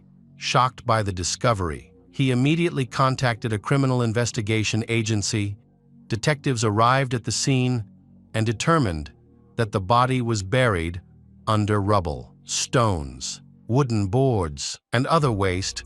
Forensic experts conducted an initial examination and concluded that the girl had been dead for approximately 36 to 48 hours. Her face was disfigured, and one of her eyes was dislodged from its socket. The body showed multiple injuries and bruises, but the primary cause of death was determined to be a skull fracture, caused by several blows to the head with a blunt object. The girl was wearing a triangular earring in her left ear, but the matching earring from her right ear was missing. The police quickly identified the victim. On July 13, the day before the body was found. A woman named Anna had reported the disappearance of her 19-year-old daughter, Roxana. Roxana's physical description matched the body, and DNA testing later confirmed her identity in a conversation with Roxana's mother, Anna. She admitted that she suspected one person. The person she referred to was psychiatrist Edmundo Chirinos. At the time, Edmundo was 73 years old and was a well-known psychiatrist. Highly educated, he earned his surgical diploma in 1958 and graduated as a psychologist in 1960 from the Central University of Venezuela. Additionally, he obtained master's degrees in neuroscience and clinical psychology from prestigious institutions, including Oxford and Cambridge in England, the University of Marseille in France, and Quincy University in New York. By 1961, Edmundo co-founded the School of Psychology at the Central University of Venezuela, and in 1984, he was elected as the university's rector. He has a varied professional background, and he is also actively involved in politics. In 1988, he ran for president as a candidate of the Independent Moral Movement. By 1999, he was a member of the National Constituent Assembly. Due to his impressive academic qualifications, he served as a personal therapist for Presidents Jaime Lucinchi, Rafael Caldera, and Hugo Chavez. He also established a psychiatric clinic called Clin Uesi in La Florida, Caracas. Anna shared with detectives the reasons she suspected Edmundo of killing her daughter, Roxana. She revealed that Roxana used to date him. She also mentioned that Roxana had been a patient of his, seeking help for postpartum depression. After Roxana was diagnosed with depression on October 2, 2007, the family decided to consult a trusted doctor, Edmundo. At that time, Roxana was already struggling with eating disorders. Roxana had long been concerned about her weight, and these thoughts became increasingly distressing for her.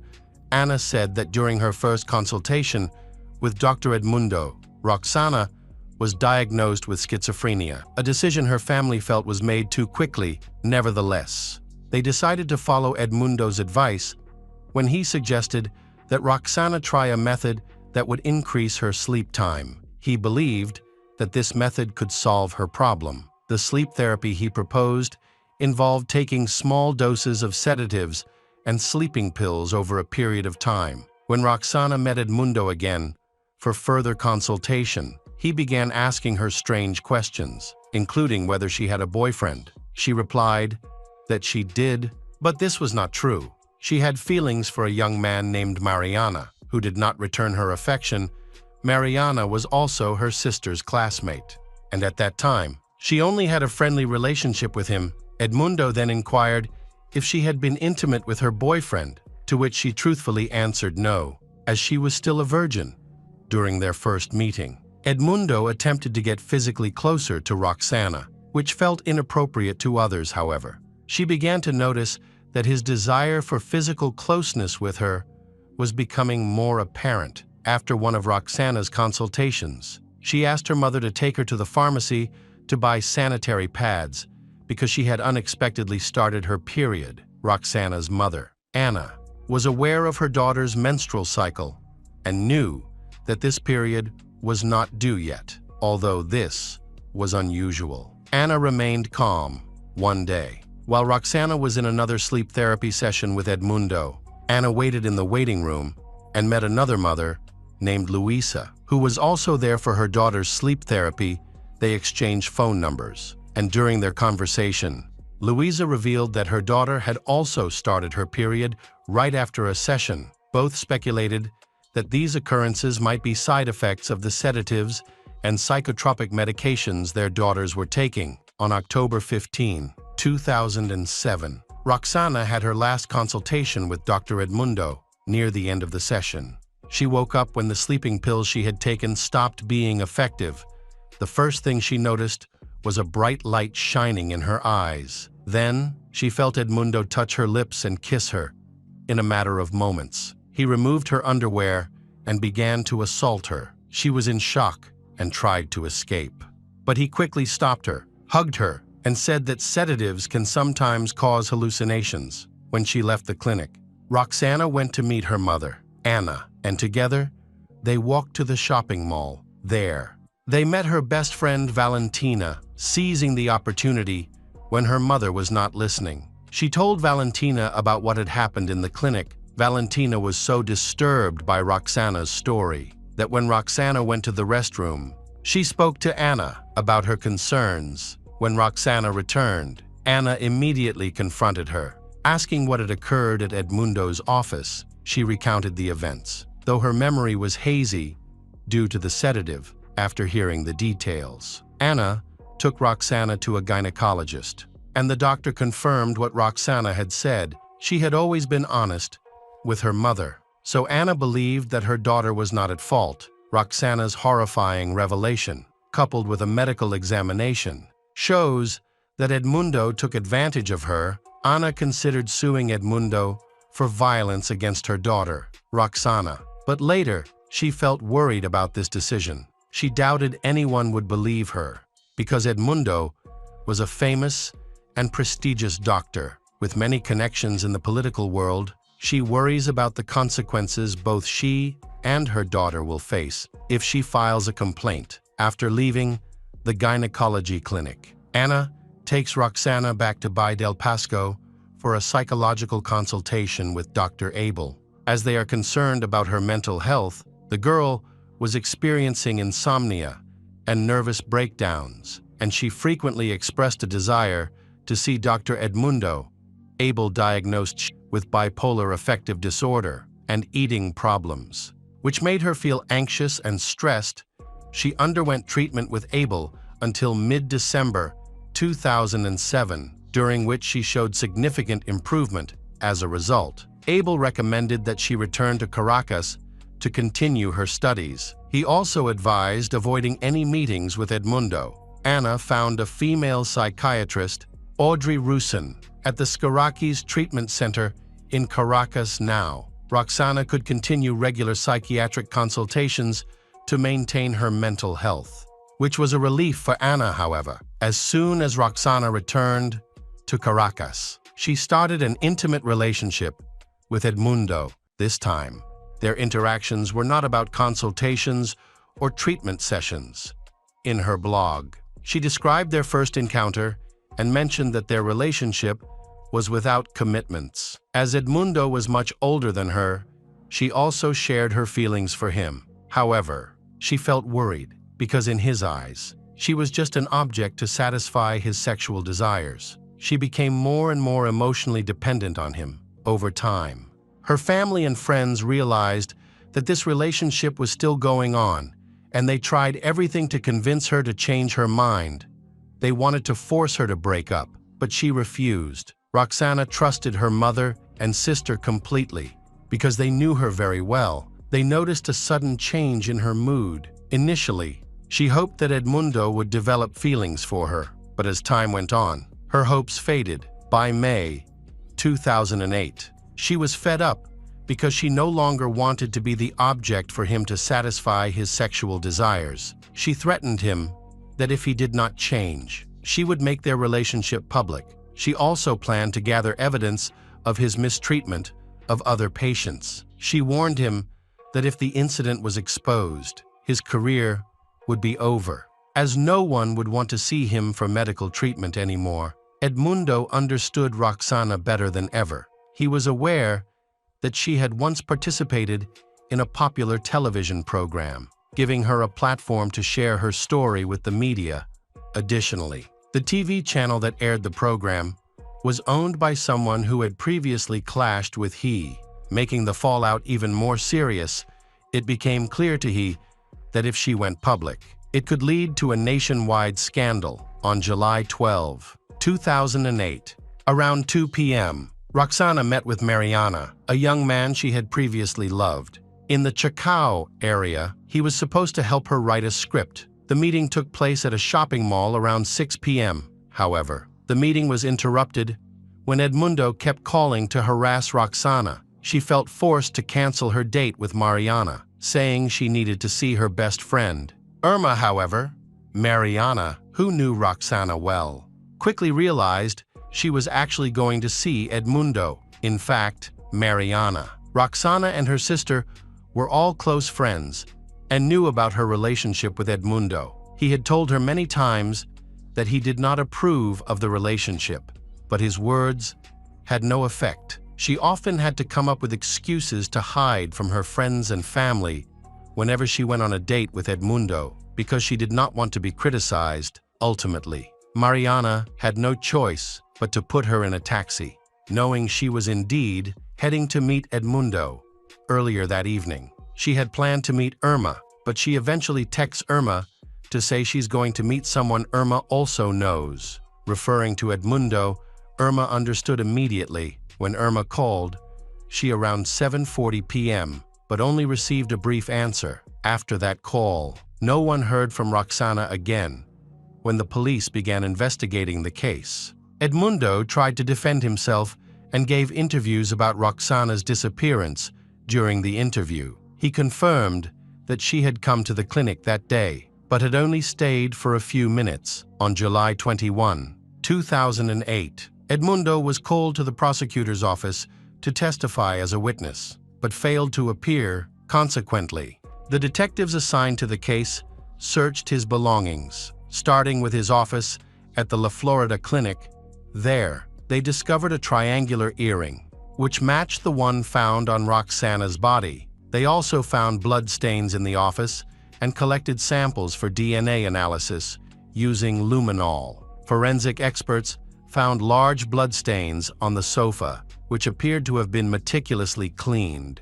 Along with hair, DNA testing confirmed that both the blood and hair belonged to Roxana. At that time, Edmundo lived in a penthouse in the Cebucan neighborhood of Caracas. However, it wasn't long before the police arrived at his residence.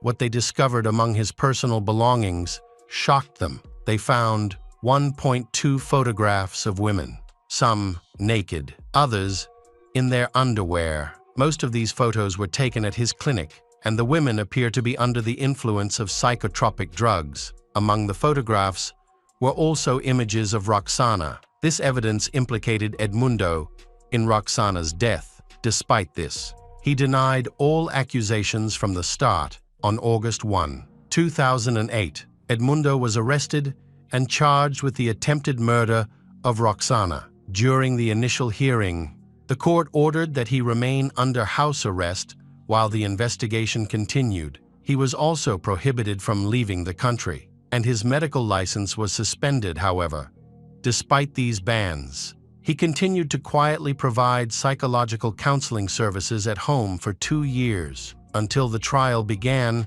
it was not until the trial that he was permanently stripped of his medical license. Edmundo's trial officially began on March 16, 2010.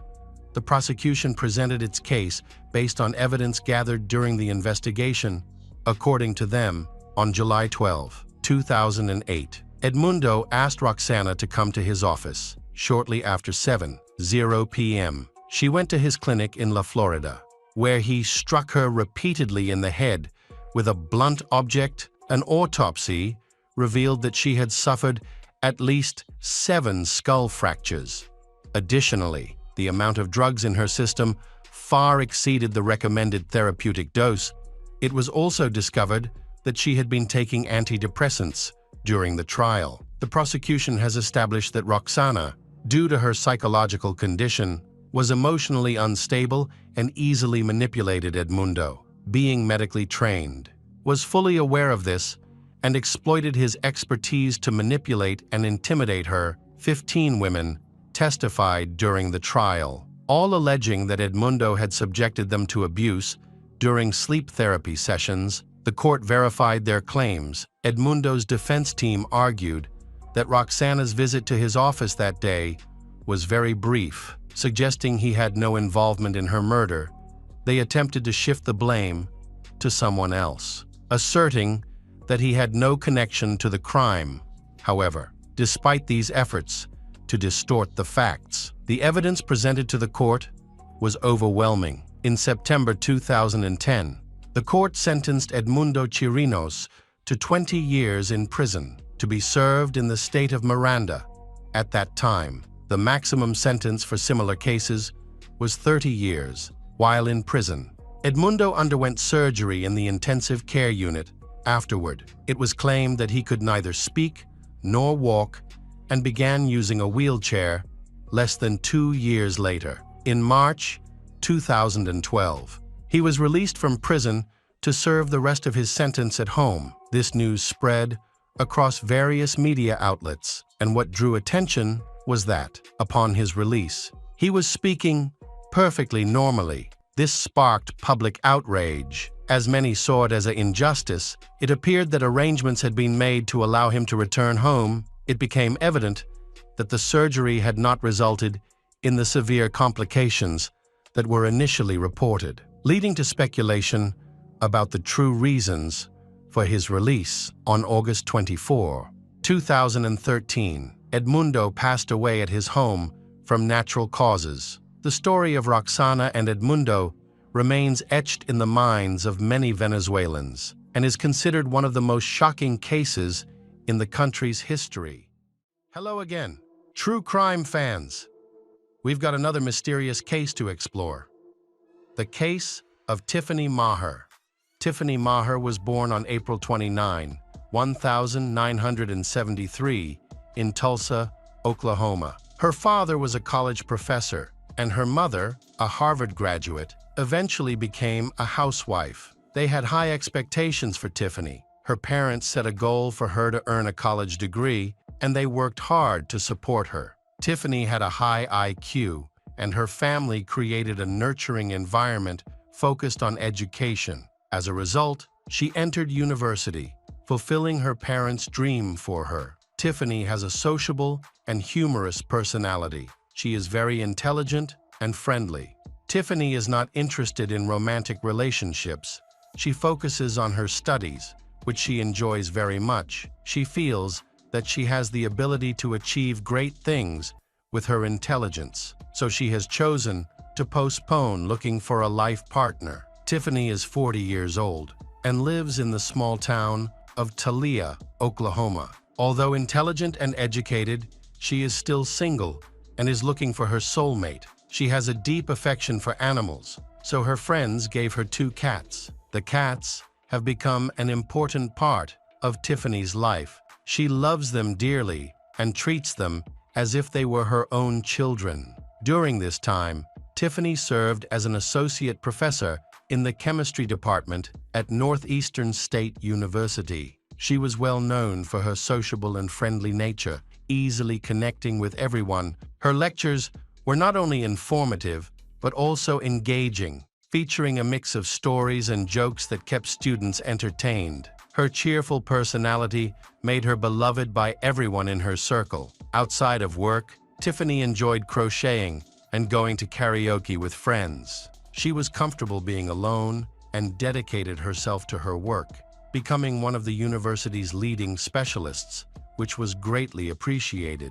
Tiffany often expressed that her job brought her happiness and allowed her to grow in her field. While many of her peers were focused on starting families and having children, she concentrated on education and expanding her knowledge. The situation changed as she got older. She wanted to find a partner to help her through the tough times. To achieve this, she created a profile on a dating website, hoping to meet the person she had always secretly dreamed of.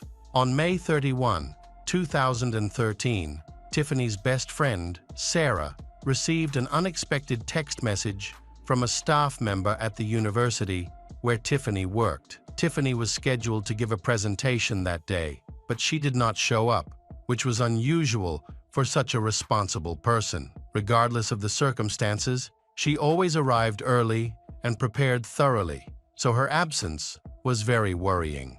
When the head of the educational institution spoke with other teachers, it became clear that Tiffany had not appeared in the department for several days. This aroused suspicion and caused anxiety. Sarah was really worried about her friend. She tried to contact Tiffany but couldn't get through. For days, Tiffany ignored both calls and texts. Sarah had a feeling that something was wrong, but she tried to push those worrying thoughts away. When Sarah arrived at Tiffany's house, she immediately noticed something unusual. There was a black stain, like soot, on one of the second-story windows. Tiffany's car was missing from the driveway, which was unusual because she always parked there when she came home. Sarah also noticed that a small window, which Tiffany usually left open for her cats to come and go freely, was closed. Curious, Sarah went to the window to look inside and was devastated to see Tiffany's cat lying motionless on the floor. The situation was becoming increasingly alarming. Sarah decided not to go in, stayed outside, and called the police. She called 911 and explained what she had discovered, asking them to check on Tiffany. When police arrived at the scene, they found the main door of the house unlocked, allowing them easy access inside. Inside, they witnessed a horrific scene. There were many small fires in the house that had gone out. In the bedroom, they discovered Tiffany's body lying on the bed. Surprisingly, other than her burned legs, there were no visible injuries on Tiffany's body, and there were no defensive wounds on her hands or anywhere else on her body. After investigating the crime scene, the police determined that the fire originated in the living room and bedroom on the first floor. An object was placed under the sofa, but it did not catch fire, so the fire went out. A similar incident occurred in the bedroom, where the bottom of the bed was burned. The police who arrived at the scene discovered that several items were missing from Tiffany's home, including a laptop, a cell phone, a TV, a karaoke machine, and a car. The police concluded that this was likely a robbery. In addition, there are concerns that Tiffany may have been sexually assaulted. Suspicious marks on her underwear raise suspicion. All of these details will be collected for testing. A citywide alert was issued to begin searching for Tiffany's car, a 2011 red Ford Fiesta. Forensic experts quickly collected evidence at the crime scene, while police interviewed neighbors and people close to Tiffany. Since there were no signs of forced entry, it is believed that Tiffany knew the attacker and let him into her home willingly. Police first spoke with Tiffany's mother, Maria. She reported that she last saw her daughter on May 26, just 5 days before Tiffany was found. Maria and some relatives had attended a basketball game that day and had a good time together. Tiffany had plans to attend a date that evening, but did not share any details about the date. Maria noted that Tiffany seemed calm, untroubled, and had not received any threats. After the autopsy was completed, the medical examiner provided new information. They concluded that Tiffany died of asphyxiation, possibly from the pillowcase found at the scene. The police needed more time to investigate, but they found no signs of strangulation. Forensic experts also ruled out the possibility of death from fire because there was no smoke in Tiffany's lungs, suggesting she died before the fire broke out. It appears the killer set the fire to destroy evidence of the crime. The medical examiner estimated that Tiffany had been killed on May 26, 5 days before Sarah reported the incident to the police. The information Tiffany's mother provided about Tiffany's meeting on the day of her death seemed important. It was essential to find out who Tiffany was meeting with. The police needed to identify Tiffany's contacts and her method of communication.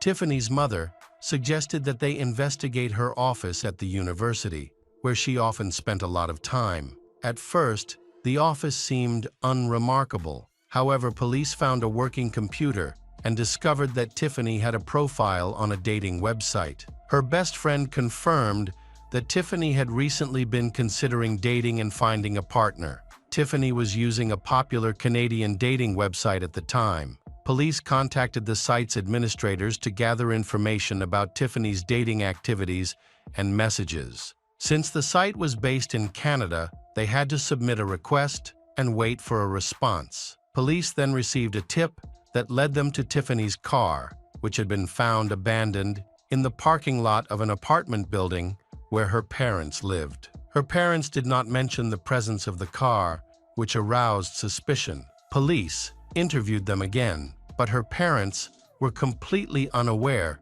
that their daughter's car was in the parking lot. After questioning, it became clear that her parents had nothing to do with the incident. It appeared that the criminal had intentionally left the stolen car near her parents' home to throw the investigation off track. The car was confiscated and sent for examination. Forensic experts examined it to find any signs of a potential thief. They discovered fingerprints on the steering wheel and DNA samples that did not belong to the Tiffany. The Canadian dating site's management has finally responded. They revealed that in early May, Tiffany created a profile and contacted multiple men at once. However, she mainly corresponded with one person. Unfortunately, this person did not provide his real name or surname. His account was Fander1980. There were no photos or phone numbers associated with the account, which raised suspicion from the start. Sadly, the account was deactivated the same day her body was discovered. It is possible that this person was involved in the murder, but attempts to contact him have been unsuccessful. Police were able to access messages exchanged between Tiffany's account and a user named Fander1980. Their conversations lasted for a long time and did not contain any flirtatious behavior. Police reviewed Tiffany's phone records and discovered that she was frequently communicating with someone, although this person's name was not saved in her contacts. When they called the number, no one answered. However, after further analysis, they discovered that the phone number was registered to an account named Big Daddy on another website, which was the same person named Fander1980. The criminal was registered at an address in Talos, but when police arrived, they found only an abandoned commercial building. It was clear that the suspect had made efforts to conceal his identity. When the police accessed Big Daddy's account, they discovered it had been deactivated on May 2, just 2 days after the Tiffany's death. Remarkably, just 3 minutes later, he registered again under a new name. Given that several items were stolen from the Tiffany's home around the same time, the police decided to check local pawn shops. This means the thief's information may have been recorded by the pawn shop employees. The investigation included checking pawn shops in the city. It was discovered that a man named Joshua John Schneider had gone to one of those stores with Tiffany's items. Police eventually identified him as the prime suspect. 38-year-old Joshua was from Broken Arrow, Oklahoma. Joshua was a regular at the police station and had served time in prison for car theft and sex crimes. He was convicted of rape in 1999. Joshua often used dating websites to find lonely women to rape. While Joshua was living with his girlfriend and their 2-year-old daughter, police tried to contact him at his home address, but he was not there and could not be reached. Police spoke to Joshua's mother, who said she did not know where her son was. On July 27, 2013, the police received a tip about Joshua's whereabouts from an anonymous person. Police were then dispatched to arrest him. This led to a police chase. Joshua was in the car with Heather and child at the time. Police followed him until he reached a wooded area near Tulsa, where he abandoned the car and fled, leaving his family behind. Joshua was arrested 10 days later, and during the arrest, Tiffany's cell phone was discovered in his backpack. Despite this evidence, Joshua claimed that he knew nothing about Tiffany. However, police soon found Tiffany's laptop and other stolen items at Joshua's home, where he lived with girlfriend, Heather Black.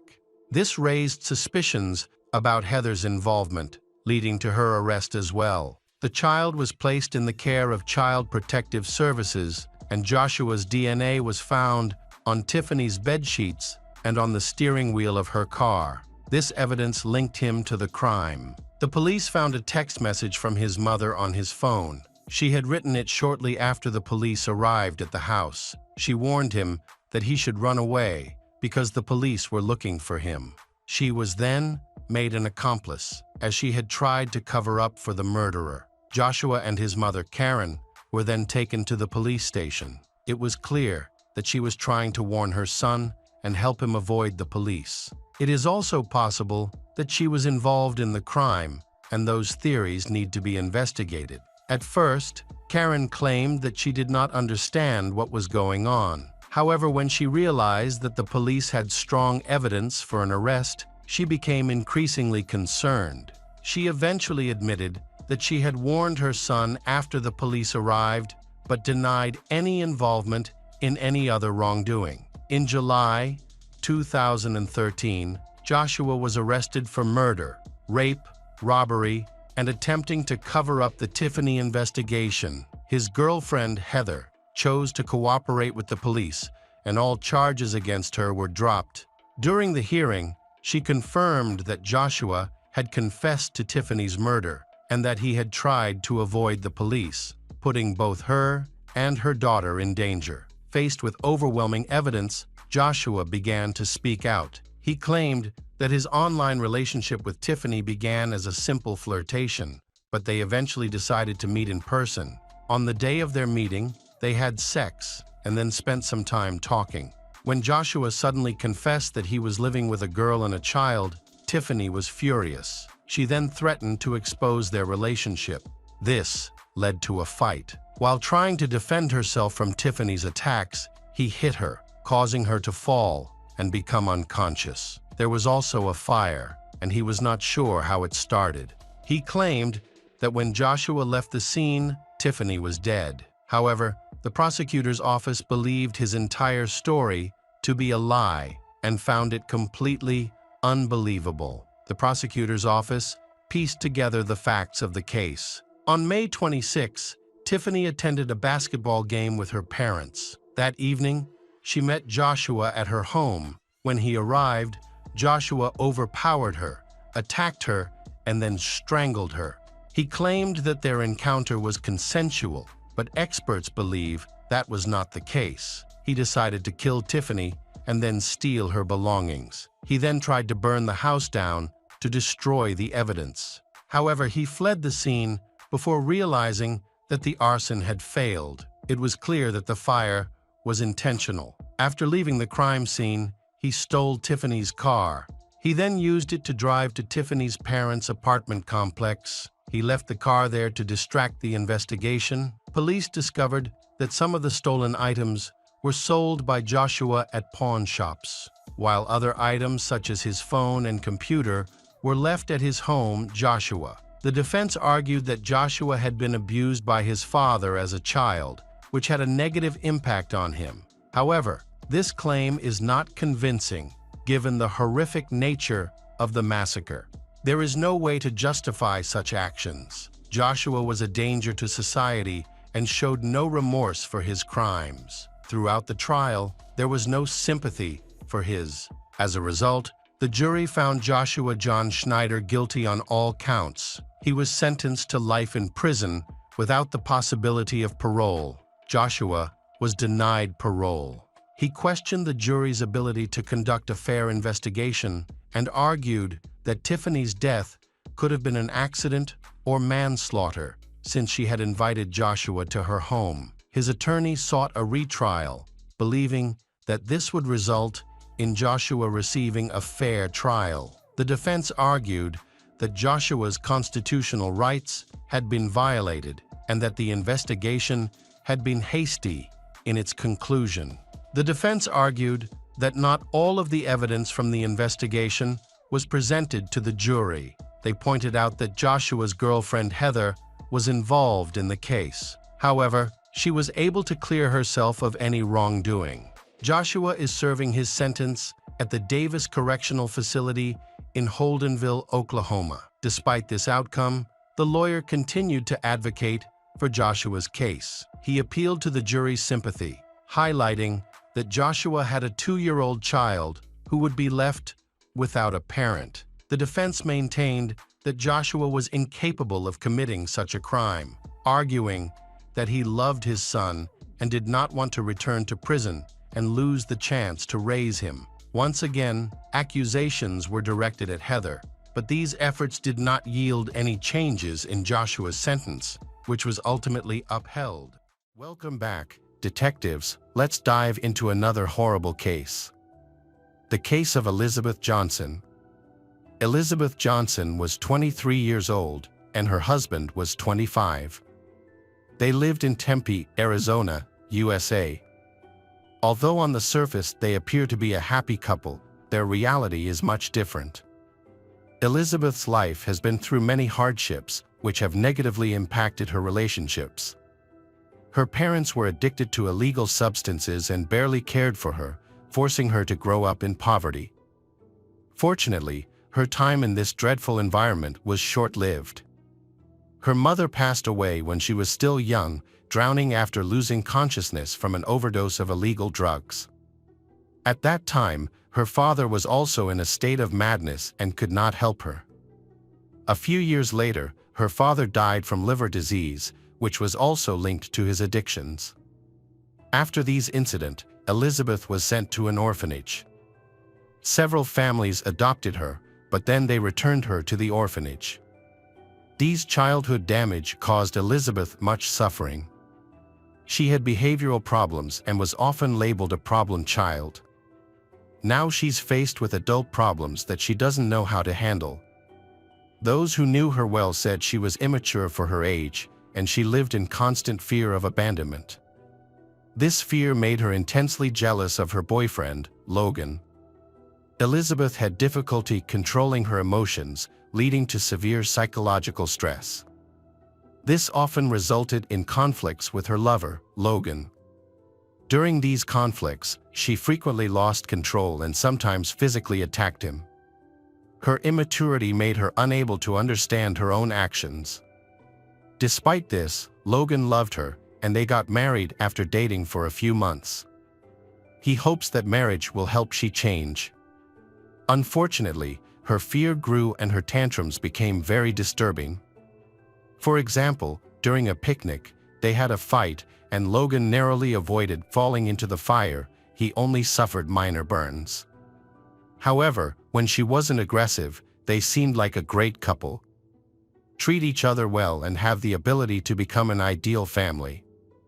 Logan was already suspicious of Elizabeth's change, but he continued to hope for the best. Sometime after the marriage, they discover that Elizabeth is pregnant, which was a big surprise for them. They feel unprepared to become parents. Initially, they had planned to establish themselves before having children, so Elizabeth decided she did not want to become a mother. However, she later changed her mind and chose to continue with the pregnancy. Their son, Gabriel, was born on May 3, 2009. Unfortunately, this did nothing to make Elizabeth more mature. She still behaved like a child. According to those around her, her anger outbursts became unpredictable. During these times, she would latch on to minor issues to provoke conflicts. Gabriel is quite difficult, and she has to try very hard to control him. The boy always wanted to be comforted, and whenever Elizabeth left him alone, he would start crying. His cries irritated her, causing her to lose her temper and yell. It was a chaotic situation, and Logan trying to stay calm for the sake of the child. During that period, Logan worked hard to support his young family, which often kept him away from home. At home, he always tries to help his wife and take care of the children. He wanted to be close to his son, but Elizabeth's temperament made things difficult. Not only was she as volatile as before, but baby constant crying and irritability made her ready to lash out at Logan over minor issues.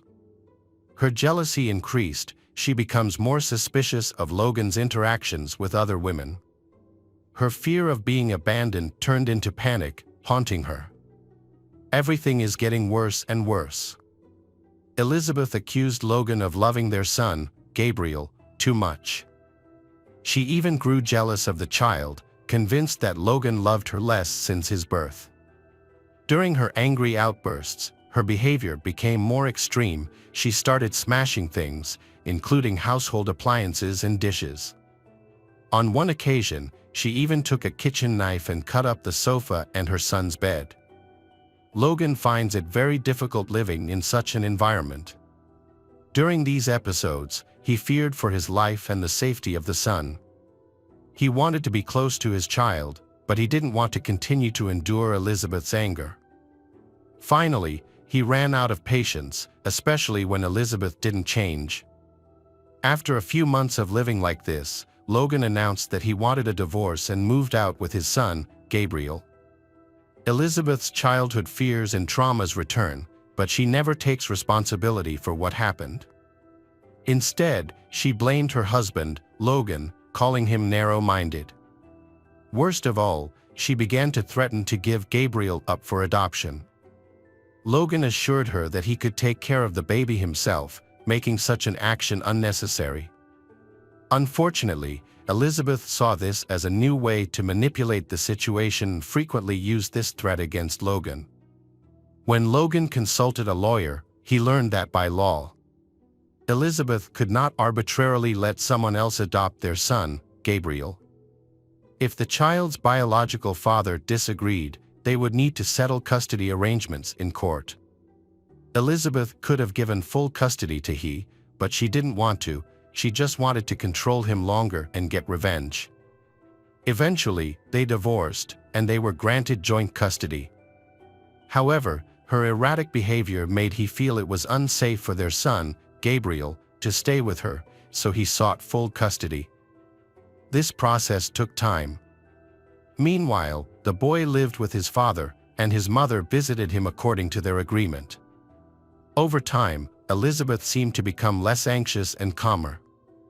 What happened at Elizabeth's house when Logan wasn't there was unclear. The situation might have been worsening. As Christmas approached, Logan planned to spend the holiday with his family. He had a grand vacation in mind. They would meet Santa Claus and give Gabriel his first Christmas presents. But this plan was not to be. On December 18, 2009, Logan was supposed to pick up Gabriel from Elizabeth's house around 4 p.m. However, when he arrived, no one opened the door and the car was not in the driveway. This was strange, because they had planned that he would visit and he will take Gabriel away.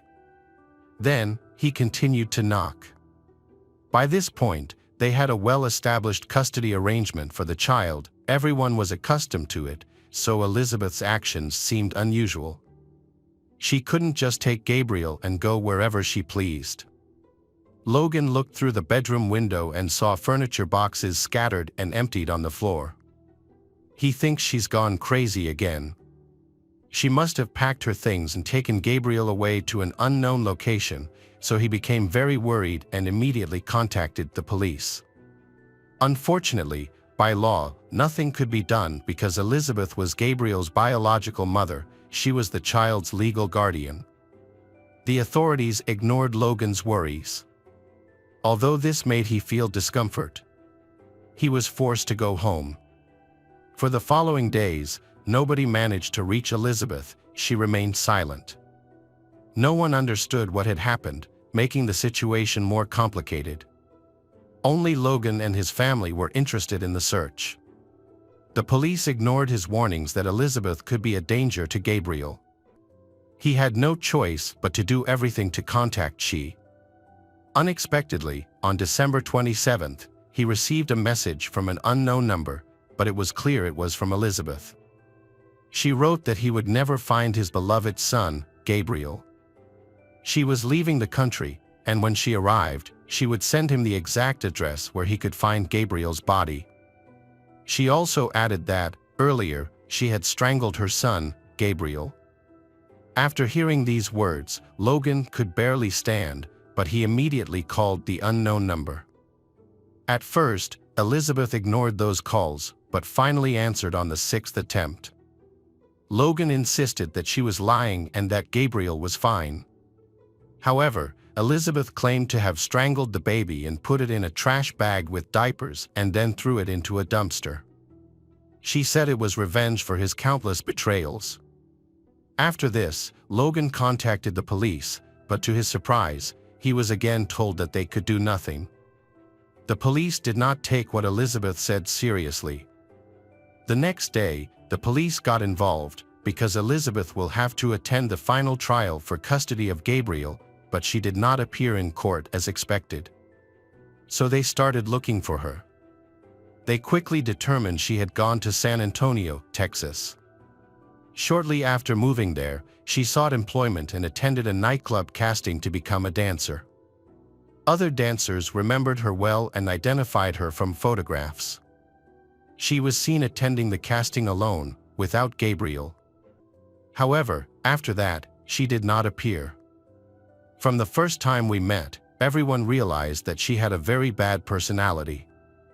Detectives found that Elizabeth had tried to get jobs at 2 nightclubs at the same time. However, then, her actions became puzzling because she didn't start working at either place.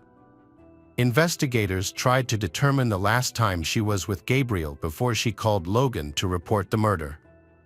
From trip records, they learned that on December 27th, she bought a bus ticket traveling between states.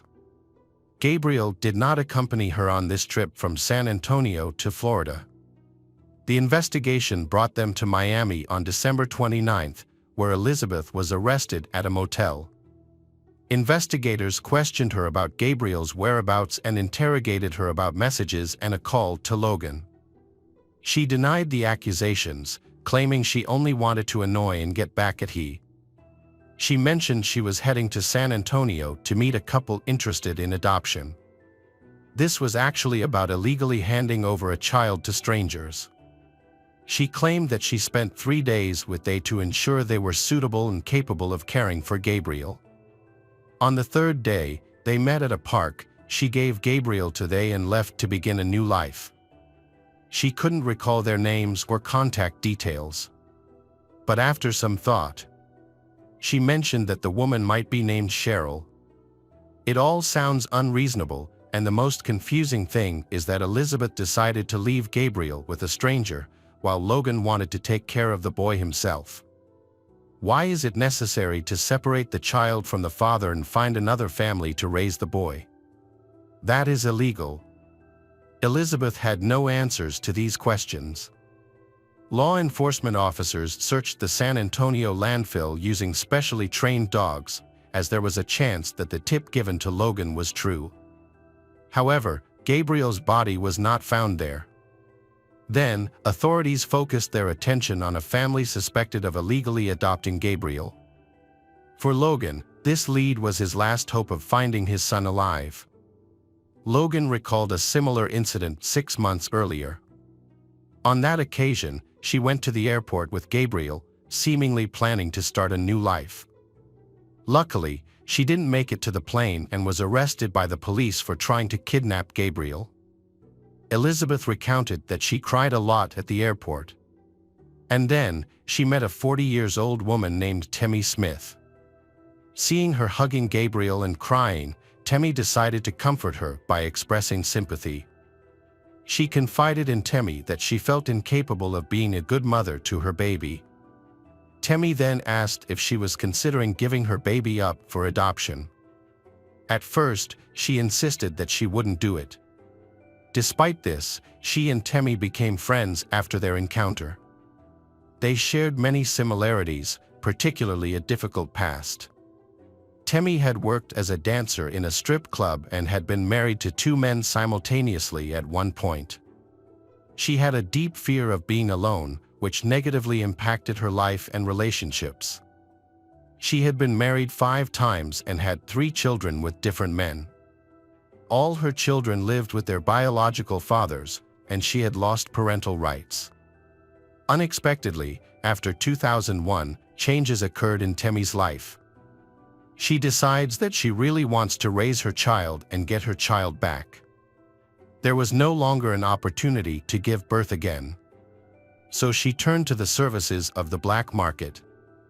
During the investigation, it was established that Temi adopted 2 children and was constantly looking for young mothers with problems so that she could adopt more children.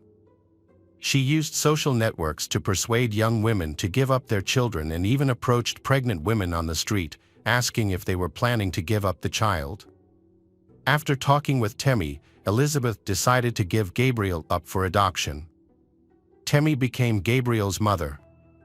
When Logan learned of this, he immediately reported it to the police. Gabriel was taken from the Temi home and returned to live with his father Logan. Temi claimed that she did not know about the falsification of the adoption documents. Logan attempted to obtain custody to prevent Elizabeth from being able to see Gabriel again. However, the process dragged on for 6 months, which ultimately led to Gabriel's disappearance. After being arrested, Elizabeth launched a public relations campaign to support herself while awaiting trial. She frequently communicated with the media, gave interviews, and blamed Logan for the incident. She argues that if he agrees to let Temi adopt Gabriel, none of this would have happened. Logan was shocked by her actions, which he perceived as driven by revenge. During the custody trial, he repeatedly sought sole custody, as he was the primary caregiver. Elizabeth wasn't interested in the boy and just wanted to get rid of him. Despite this, the court awarded joint custody. He tried to challenge this decision, but the court did not agree. After several months, Elizabeth faced multiple charges, including forging Logan's signature on adoption documents.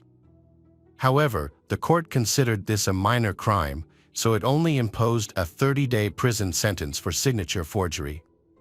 During this time, the custody trial concluded. He was given full custody of Gabriel, but he still has no idea where the boy is. Investigators found no evidence of a crime, such as blood stains on the car, and did not find Gabriel's body. So they began to suspect that there might be a black market in child trafficking involved. This theory seemed plausible, since San Antonio is statistically a hub for black markets. Elizabeth had been in the city for some time, so it is likely that she had contact with organizations involved in child trafficking. During this time, she lived in a motel with her child, Gabriel, but later moved out without him. This is a common tactic used by these organizations, which often conduct exchanges in inexpensive motels to avoid drawing attention. Suspicion was heightened by the fact that Elizabeth had no relatives or acquaintances in San Antonio, suggesting her choice of location was deliberate. These factors all corroborate the initial story the detective shared after her arrest, suggesting that Gabriel may have been with strangers. The biggest challenge was keeping track of the child, which was almost impossible, as he was so young. There were several indirect signs. After arriving in San Antonio, Elizabeth posted on social media that if you want to do something, you will find a way to do it. In another post, she mentioned starting a new life. Later, she shared a photo showing 2 diamond rings. Logan knew she couldn't afford such expensive jewelry, valued at over $20,000. Elizabeth claimed they were gifts from admirers, but this seemed unlikely. This new information supports the theory that she sold Gabriel illegally, as payments for such transactions are not typically made in cash. During the investigation, the detectives contacted a young woman who had worked part-time as a nanny for Elizabeth when she first arrived in San Antonio with Gabriel. The girl was hired through an ad and looked after Gabriel for a day. She was shocked by how indifferent Elizabeth was to her son. Elizabeth didn't care if he was tired, needed sleep, or was hungry. The only thing Elizabeth requested was to give the boy medicine regularly to keep him quiet. Elizabeth simply wanted him to remain silent. The type of medication was unknown, but it was likely a sedative. Elizabeth spent 3 years in prison before her trial began. Initially, she was charged with kidnapping, but this charge was dropped. At that time, the law allowed a mother with joint custody to move across the country with her child, so it wasn't illegal. She was later charged with endangering Gabriel's life. The trial lasted 2 days, after which the jury found Elizabeth guilty. She was sentenced to 5 years and 3 months in prison. This decision angered many people. Logan was shocked when his 7-month-old son, Gabriel, goes missing, but Elizabeth is given only a light sentence. The prosecutor's office said they had no evidence to prove Elizabeth harmed or killed Gabriel, so no other charges could be brought against Elizabeth. Elizabeth denied the story she told Logan over the phone after Gabriel's disappearance. She continued to deny murdering her son, claiming instead that she gave the child to a couple. She explained that the message and call were meant to anger Logan. And she lied about the boy's body being in the dump. Detectives repeatedly questioned her in prison, trying to get information about Gabriel. Throughout this time, she never cooperated with the investigation, nor did she share anything with Logan or her lawyer. Elizabeth insisted that she knew nothing about Gabriel's condition. She also has no interest in knowing what happened to her son or where he is now. Logan was convinced that the child had been dead for a long time, believing she had indeed disposed of him at the dump, as she mentioned in the message. A recording of a phone conversation between Elizabeth and her old friend Temmie surfaced. Elizabeth was aware that all prison calls were recorded, so she deliberately lied to distract the detectives. During the call, she praised the detectives for their work but then expressed outrage. Then, she confesses that Temmie ruined her life. Temmie got her involved in illegal activities. Temmie's reaction seemed genuine, as she denied all of Elizabeth's accusations. The two women ended up blaming each other for their problems, which ultimately ended their friendship. It remains unclear who was lying during the call. In 2014, Elizabeth was released from prison and placed on probation for 3 years. However, she repeatedly violated the terms. Just a month later, she moved to New Mexico, which was a serious violation since she was required to regularly report to her probation officer. As a result, Elizabeth was arrested and extradited back. She was briefly imprisoned again. Meanwhile, the search for Gabriel continued, without success. Police occasionally receive new leads, but all lead to dead ends, including DNA analysis, reviewing CCTV footage, tracking geolocation, and searching databases. No matter how hard they tried, the boy was never found. After serving her prison sentence, Elizabeth was released. She changed her name several times to start anew and eventually got married, settling in New Mexico. In May 2021, she became pregnant again. This caused controversy. Many criticized Elizabeth, believing she shouldn't become a mother again, fearing she might abandon or harm the child. When speaking to reporters, Elizabeth continued to deny all allegations. In an interview, she claimed that her worst punishment wasn't prison but living without knowing Gabriel's fate. She insisted she had changed and regretted giving her child away, but few believed her. Gabriel's father, Logan, has devoted a great deal of time, effort, and resources to searching for his son. Years later, he had a new family, but he still hoped to find his first child. Although Logan tried his best, but the fate of Gabriel remains a mystery known only to Elizabeth. Logan continues to hope that Elizabeth will eventually reveal the truth so he can find his son. Hi everyone, thanks for returning. Let's unravel another perplexing mystery. The case of Jennifer and Nura Jackson. On the night of June 5, 2005, Jennifer Jackson, 39, was found dead at her home in Memphis, Tennessee, United States. The night before, June 4th, Jennifer had attended a friend's wedding and returned home around 11:30 p.m. She lived in a house in a prestigious area of Memphis with her 18-year-old daughter, Nura. Their relationship was so close that they were more like best friends than mother and daughter. Jennifer had previously been married to Nazmi Hassan, a captain in the Lebanese army, and they had a daughter when she was 20. However, Their marriage did not last and they divorced shortly after Noura was born. Noura remained with her mother and her father did not visit often due to his work that required frequent travel. As a result, Noura grew up without a father. Jennifer worked hard to provide for herself and her daughter, which strengthened her character. She achieved a lot, bought a house and a car, and made sure her daughter lacked nothing. When Noura turned 16, her father retired early and moved nearby. They became close during this time. Unfortunately, this close relationship did not last long. Just a year later, her father was murdered in his store. The crime scene provided no clues and the case remains unsolved. After this tragedy, Noura changed a lot. She started skipping school, going to parties frequently, rarely coming home, and relying solely on her mother for financial support. Noura's mother, Jennifer, felt frustrated and did not know how to help her daughter. Although she tried to guide Noura, nothing seemed to work. Friends advised Jennifer to wait out this challenging period, saying that such behavior was common among teenagers and that things would eventually improve.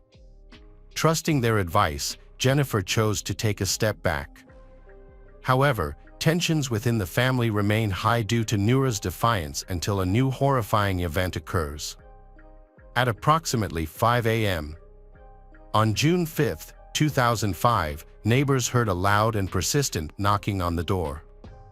They were still asleep, confused as to who could be visiting at such an early hour and worried that something was wrong. The neighbors lived across the street from Jennifer's house. When they opened the door, they found an 18-year-old girl named Noura screaming, saying that someone had broken into their house.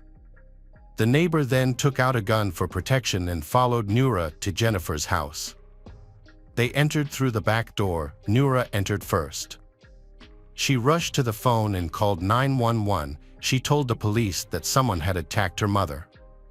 While Noura was talking to 911, she gave the neighbor directions to Jennifer's bedroom. When the neighbor entered the room, he found Jennifer lying on the floor at the foot of the bed, covered in blood. She showed no signs of life, and there was a lot of blood in her mouth and on the bed. He hurried to the Jennifer to check her pulse, but she was already cold and there was no way to help her. Realizing she was dead, he went back to tell his wife while Noura was still on the phone with the police. Neighbors later returned to Jennifer's home to support a grieving Noura and keep her company. Paramedics arrived to confirm Jennifer's death, determining that she had been dead for several hours. Forensic experts began examining the crime scene, while police questioned Noura, who may have been the only witness to her mother's attack. Noura said that she came home from the party around 5 in the morning and found someone breaking into the house. Worried about her mother, she quickly ran to Jennifer's bedroom, where she found her unconscious. Noura then ran to a neighbor's house for help, saying that she didn't see anyone in the house. During the investigation of the crime scene, police observed a broken window on the inner door that connects the kitchen to the garage, with shards of glass scattered on the kitchen floor. It appeared that the window had been broken from inside the house rather than outside. All entrance doors were locked with no apparent signs of forced entry. Experts noted that it seemed Jennifer was attacked while sleeping in her bed, leaving her unable to defend herself. The situation appeared staged as a break-in, but there were inconsistencies. The hole in the window was positioned much higher than the door lock, making it impractical for an attacker to reach the door handle and open it. Upon further investigation, the police discovered a second hidden lock near the broken glass, which was easily accessible. This lock, equipped with a concealed hinge on the door frame, could not be seen from outside, indicating that the attacker was familiar with the house. On the kitchen floor, police found bloody boot prints and drops of blood. In the bedroom, blood covered the bed, and Jennifer's body was on the floor, suggesting she was attacked while in bed and then dragged to the floor. The attacker inflicted over 50 wounds on Jennifer's head. There was also a wicker basket present. reminiscent of other crime scenes where criminals cover the victim's face to prevent them from seeing the attacker. The situation seemed suspicious. On the surface, the house appeared affluent, much like the surrounding neighborhood where the victim lived, which could have attracted burglars. However, nothing was stolen. Valuables were clearly visible throughout the house. There was no sign of struggle, and the woman had not been sexually assaulted. So what was the motive? The brutal nature of the attack on Jennifer suggested a personal vendetta. Consequently, police began to investigate her life more closely to identify potential suspects. At the same time, the police searched the area around the house, interviewing neighbors and looking for surveillance cameras that might offer critical evidence. Unfortunately, at that hour, all the nearby residents were still asleep. No one witnessed the attacker or heard anything unusual. Additionally, there were no nearby surveillance cameras to provide any leads. Police learned from Noura that Jennifer had broken up with Mark Irwin shortly before her death. The motive for the murder appeared to be jealousy and resentment, leading police to focus on Mark and bring him in for questioning. During the interview, Mark expressed the pain of the breakup to him, saying that he loved Jennifer and would never hurt her. Mark said that he called Jennifer around midnight to discuss personal matters, hoping to mend their relationship, but she did not answer. Assuming she was asleep, he decided not to bother her and went to bed. Mark mentioned that he stayed at his house that night, which was quite a distance from Jennifer's house, at least an hour-and-a-half drive. Although he lacked a solid alibi, he seemed genuinely distressed and cooperated fully with the investigation, passing a polygraph test. Police also tracked his car and phone, confirming that he did not leave his local area that night. This evidence led to Mark being cleared as a suspect in the murder. Noura said that her mother's second husband, whom Jennifer divorced in 2001, was abusive. He had threatened Jennifer and had once pointed a gun at her mother. Noura suspected that he was involved in her mother's murder. Police investigated this lead but discovered that he had an alibi for the time of the murder. After interviewing Jennifer's relatives, police determined that she had no enemies. Instead, all the evidence pointed to Noura, who had been arguing with her mother recently. Noura may have staged the crime. She may have had a motive to kill her mother to inherit her mother's money. During the investigation, it became clear that Noura was a troubled teenager. She not only had a habit of attending parties but was also frequently smoking marijuana.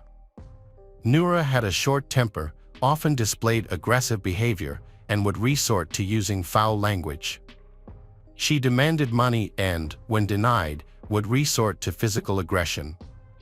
Additionally, there was a conflict between Noura and her mother regarding the inheritance from her father. Noura wants to sell the property quickly for cash, while her mother wants to keep it. Police suspect Noura is involved in the crime and have summoned her for questioning. Noura repeated the story she had told earlier. She had attended a party and returned home around 5 in the morning to find her mother brutally murdered. She claimed she had nothing to do with the crime. However, the police soon realized that her story was not entirely accurate. After checking her bank card activity and surveillance camera footage from her car, they discovered that at 4 in the morning, she had stopped at a 24-hour store to buy a first aid kit. The kit was later found in her car, but Noura had not reported it. Forensic experts determined that her mother's time of death was between 1 a.m. and 3 a.m. A review of Noura's phone records showed that she was at her mother's house at the time of the murder, with details that matched the timeline perfectly. In addition, Noura had a small cut on her left hand, which she could not explain. Experts believe the wound may have occurred while she was holding a knife to stab her mother. Noura said she did not tell police about the trip to the store because she did not think it was important. The police interviewed the friends who were with Noura at the party, and they stated that she left early, around midnight, and no one else saw her after that. They also mentioned that there was no beer at the event. Noura had claimed at the party that she had opened drinks and shared increasingly bizarre stories, including singing, spilling beer, getting minor injuries, rescuing a stuck cat, and burning herself while cooking. During the investigation, it was observed that Noura was wearing a warm, long-sleeved sweatshirt that nearly covered her hands, despite it being hot outside. She also had a band-aid on her hand and appeared to have wet hair, suggesting she had just showered. During the interrogation, police asked Noura why her hair was wet and why she was wearing a sweatshirt. Noura insisted she hadn't showered and that she often wore sweatshirts, even in warm weather. However, her friends disagreed, stating that she typically didn't dress that way. The police could not find the murder weapon or any bloody clothes that could link Noura to the crime at the time of the attack. They did discover drops of Jennifer's blood on the porch, indicating that the assailant had left the house with blood on them and had likely disposed of the knife elsewhere. As a result, the Noura Jackson was arrested and charged with Jennifer's murder. Bail was set at $500,000, which Noura could not afford, leaving her in prison awaiting trial, facing the possibility of life imprisonment. During the trial, the prosecution argued that Noura killed her mother due to constant conflicts over Noura's lifestyle, which included partying, skipping school, sex, and drug use. Jennifer refused to give Noura money, which angered her and prompted her to kill her mother to gain access to her assets.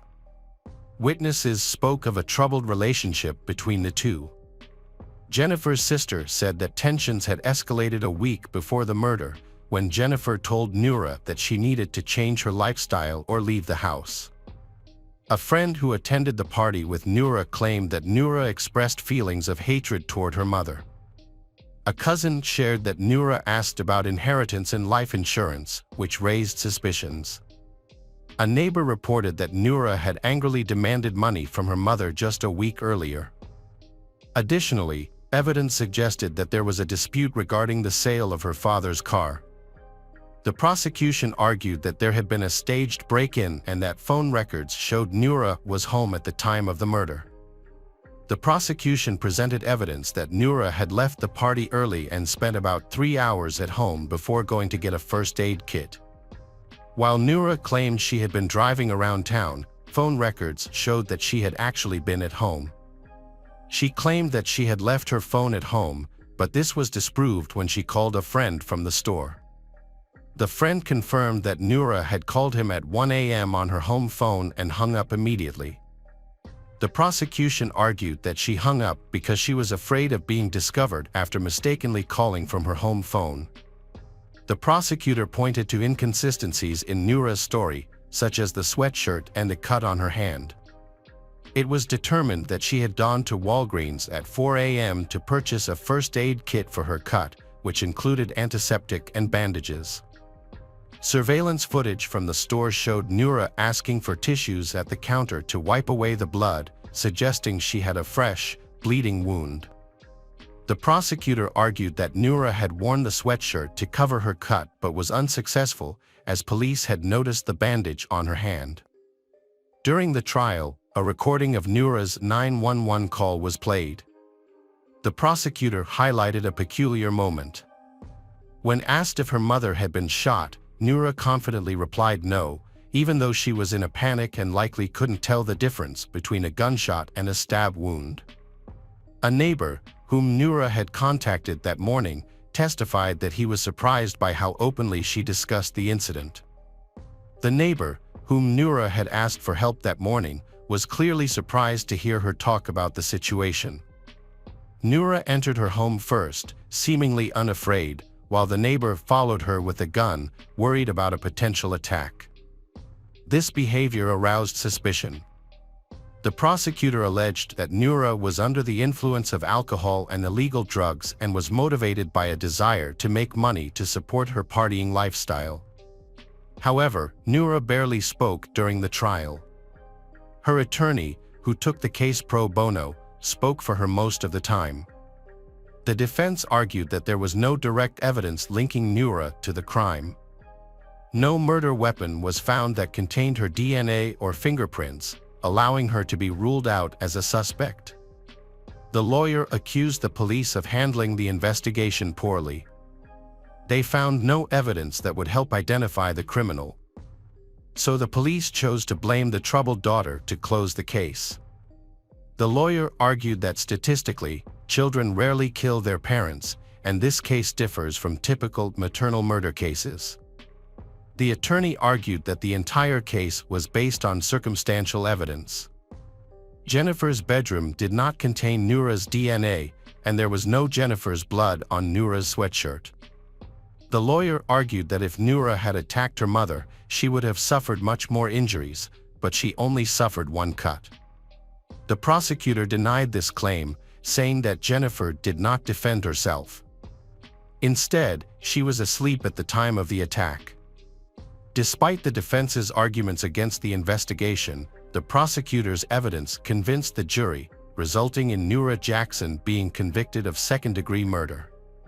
She was sentenced to 20 years and 9 months in prison. After nearly 10 years, the Tennessee Supreme Court granted Noura a new trial. It was revealed that a key witness, a friend of Noura's, came forward, claiming that she had called him to her house to resolve a problem. That night, the witness had also used drugs, which may have affected his judgment, and the prosecutor was charged with withholding this information during the trial. On August 22, 2014, the Supreme Court overturned Noura's conviction, stating that this testimony was crucial to the jury's decision and that they might have ruled differently if they had known the truth. Concerns were raised about the integrity of the prosecutor, Amy Wyrick, as it became evident she had engaged in similar misconduct in other cases by concealing important facts to secure convictions. The court reprimanded her for these actions. In response, Amy stated she was prepared to retry the case and demonstrate Noura's guilt. Noura's excitement about her new trial was significantly dampened. She had new lawyers who supported her and successfully moved her case to a neighboring district court to minimize publicity and avoid involvement from prosecutor Amy. Despite this, Noura was still very anxious about the possibility of facing trial again.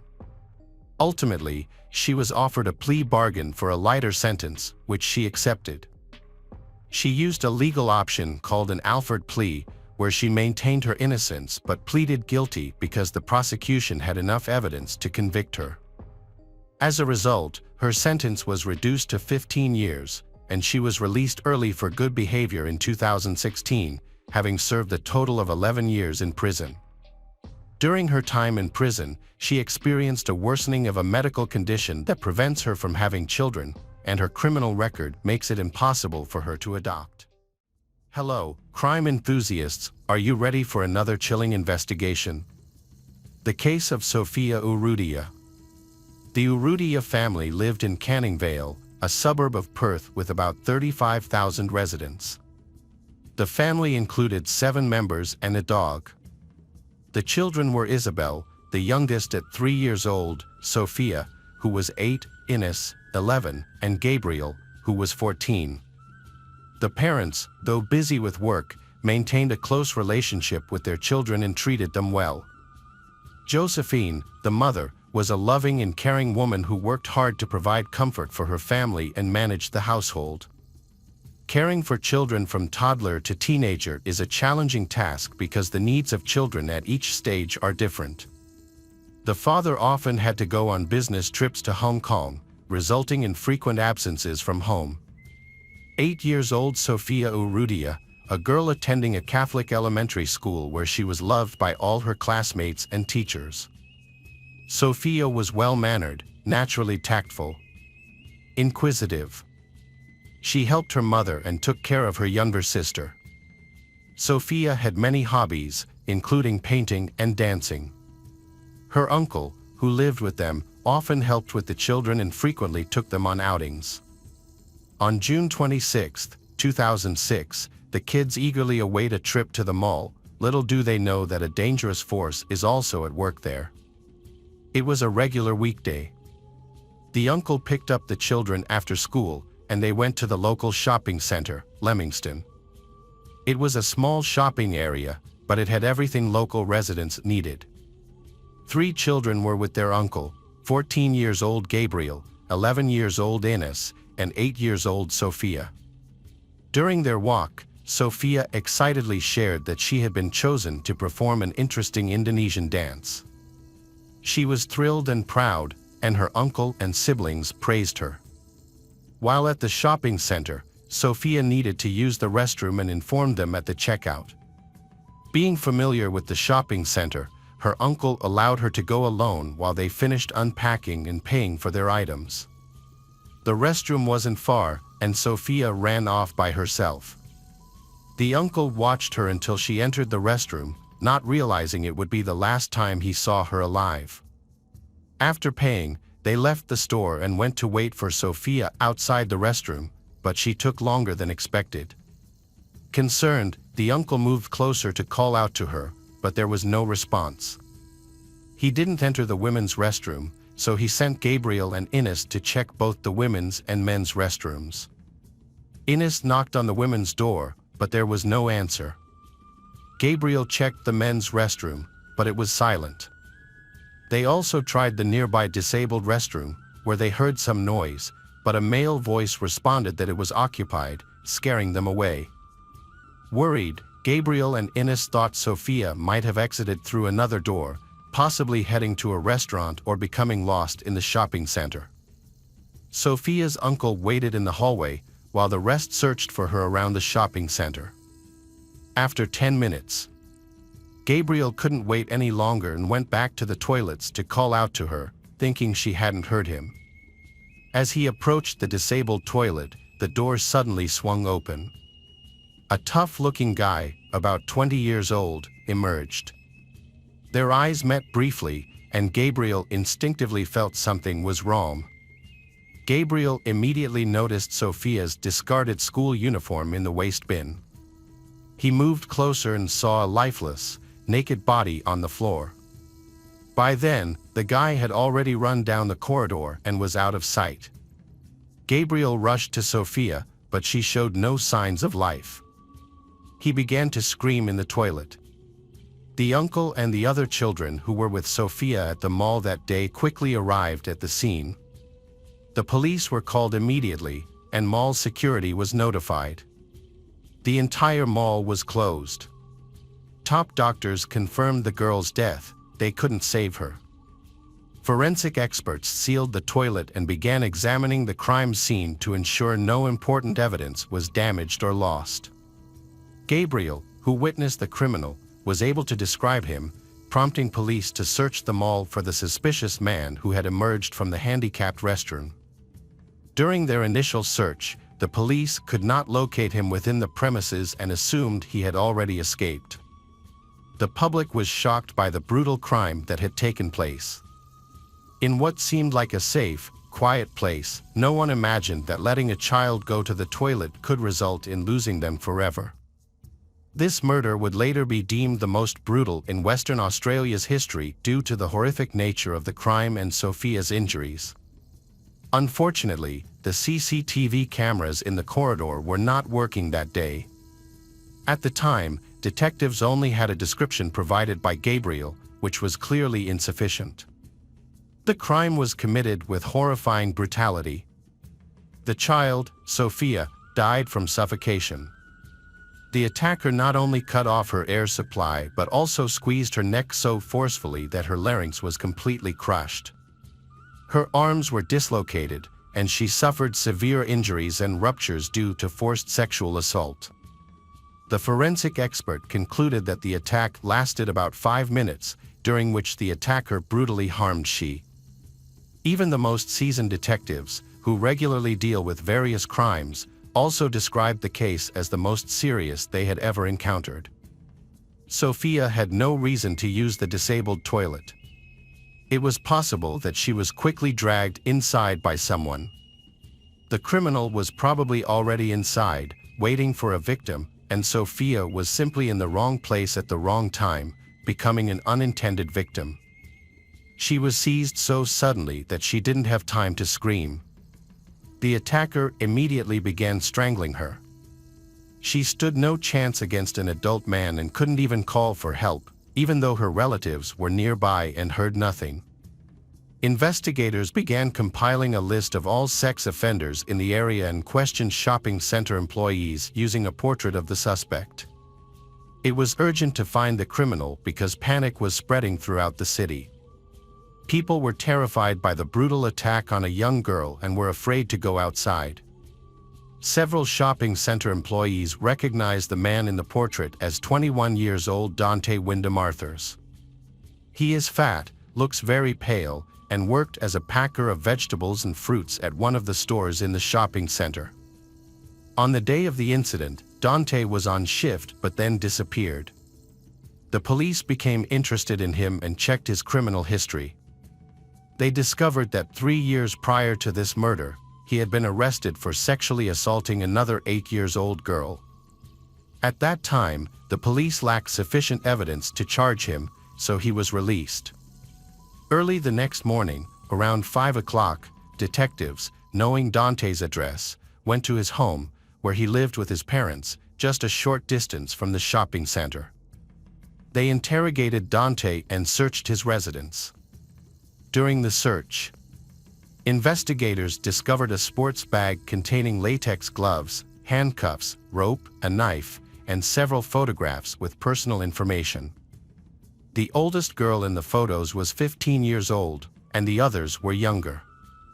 Some photos included details such as names, ages, home addresses, and the shortest routes to reach them using public transport, suggesting he was stalking these girls and planning attacks. However, Sophia was not among these photos. Within hours, Dante was arrested and charged with first-degree murder, as well as sexual assault and forcible detention of Sophia.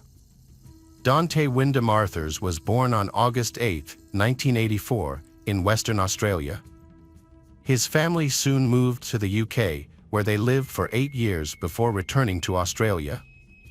As a teenager, he was diagnosed with Asperger's syndrome, a condition marked by difficulties with social communication and repetitive, obsessive behavior. During questioning, he neither confirmed nor denied his guilt and did not take the events seriously. He described the situation as if he were an outsider watching the horrific crime occur. He was unable to provide details or explain his motives, suggesting it felt as if the actions were not his own. Furthermore, Dante could not specify whether the sexual assault happened before or after the murder. This detail was crucial because, in Western Australia, sexual assault on a deceased person is not classified as a crime. He claimed his intent was to rape Sophia, but he never meant to kill anyone. Sophia's relatives were shocked by the police's negligence and blamed them for allowing the dangerous criminal to remain free. They pointed out that in 2003, investigators ignored crucial evidence that showed Dante was dangerous. If that evidence had been addressed and he had been held accountable, Sophia would not have encountered him in the restroom that day, and she would still be alive. It was revealed that Dante wasn't even listed among the most dangerous criminals prone. However, this was not Dante's second crime. In 2001, while on vacation with his family, Dante was arrested for sexually assaulting a young girl in another country. However, due to insufficient evidence, he was released, and no information about the incident was shared with the local police. Before Sophia's murder, Dante stalked at least 10 other girls. Later, the public began discussing new disturbing information about the murder of another child. This was the infamous case of 2-year-old James Bulger, brutally murdered on February 12, 1993. His mother had briefly left him unattended behind the door of a butcher's shop in a shopping center in Liverpool, UK. She didn't intend to stay long as she was just picking up an order, but there was a mix-up, delaying her return. When she came out, her son was missing. She immediately began searching and called the police. James's body was discovered 2 days later. A train had passed over him, but he had died beforehand. A forensic expert identified 42 injuries on James's body, including 10 skull fractures. Because of the numerous injuries, it was impossible to determine which one caused his death. It was later discovered that James had been noticed by 2 9-year-old boys, John Venables and Robert Thompson, who had skipped school that day. They aimlessly wandered around the shopping center, committing several petty thefts. Upon seeing James, they decided to have some fun with him. They forcibly took him away and brutally assaulted him, hitting him with a 10-kilogram iron bar. They kicked, trampled, and threw bricks and stones at him and poured paint on his face. When they saw James was no longer moving, they dragged him to the railroad tracks and left him to die, hoping to disguise the murder as an accident. The crime was quickly solved thanks to CCTV footage from the shopping center, which showed James being taken away, leading to the arrest of John and Robert. They had previously attempted to kidnap another child in a shopping mall, but the mother quickly intervened and saved the child. It was found that after James left the shopping center, they were seen by 38 people along the way. Passers-by observed they forcefully dragging the child. They claimed that James was their younger brother, and they told others they were taking him to the police station because he was lost. No one intervened in the situation. Investigators suspect the crime was not sexual in nature since the child was not wearing underwear, but the examination could not confirm this for certain. Robert Thompson and John Venables denied any sexual abuse of James but were unable to clearly explain why they undressed the child. John and Robert were sentenced to imprisonment for an indefinite period, meaning they would remain in prison until authorities determined they were no longer a threat to society, with a minimum sentence of 10 years. However, due to public pressure, their minimum sentence was increased to 15 years in July 1994. In 1997, the House of Lords overturned this decision, reducing the minimum sentence back to 10 years. Consequently, they served only 8 years in prison and were released in June 2001. By their release, they had completed secondary and advanced level education. While in prison, they suffered from post-traumatic stress disorder, with John frequently experiencing nightmares about James. Importantly, they were given new identities and guaranteed complete anonymity. Any publications revealing their new identities or showing their photographs were officially prohibited. The authorities believed they deserved a second chance at a normal life, and this measure was also taken for their safety, as it was feared that the public might harm them. The public was outraged by the lenient punishment and the protection of their identity. People wanted to know their names and whereabouts to avoid any potential danger. There was skepticism about their ability to reform, which proved justified. On March 2, 2010, John was sent back to prison for storing and distributing explicit photos of children. He received a 2-year sentence and was released in February 2018. Then, he to be charged again. John faced charges for possessing explicit child photos, leading to a 40-month prison sentence. There were reports that he might receive a new identity and undergo plastic surgery at the state's expense to keep his identity hidden, a move James's parents strongly opposed.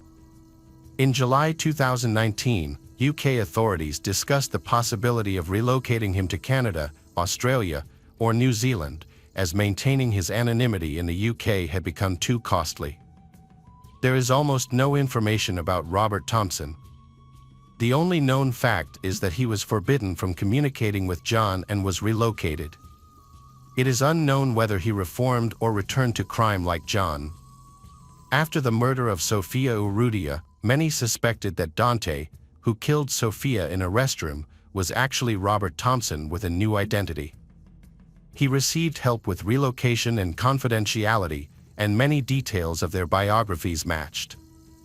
Dante lived in Great Britain for 8 years, coinciding with the time of James's murder. In both cases, the victims were found in a shopping center. It is believed there was a sexual motive, and the victims were of a similar age and appearance. However, this theory could not be confirmed. The police denied any connection. The public suspects the denial was due to confidentiality. Many continue to believe they are the same person and consider him very dangerous. The year after Sofia's murder in March, Dante did not plead guilty to any charges. Consequently, the police reduced the charge from premeditated murder to simple murder, which carries a lighter sentence. Additionally, the sexual assault charge was dropped due to the inability to prove it occurred before Sophia's death. This situation highlights the sometimes absurd nature of the Western Australian legal system. Detectives allegedly obtained a confession from Dante, but none of the interrogations were properly recorded, so they could not be used as evidence. At the trial, due to public pressure, Dante was sentenced to life imprisonment with the possibility of parole after 13 years. However, he was able to reduce his time on parole. According to the laws at the time of his conviction, Dante was eligible for early release by 2019, with his case reviewed every 3 years. Each time, there is a chance for him to receive a pardon. The next review of Dante's case occurred in 2022, but it was decided to keep him in prison until at least 2025. The family of Sophia and the public hope that Dante, monster, remains incarcerated for life, seeing him as a danger to others.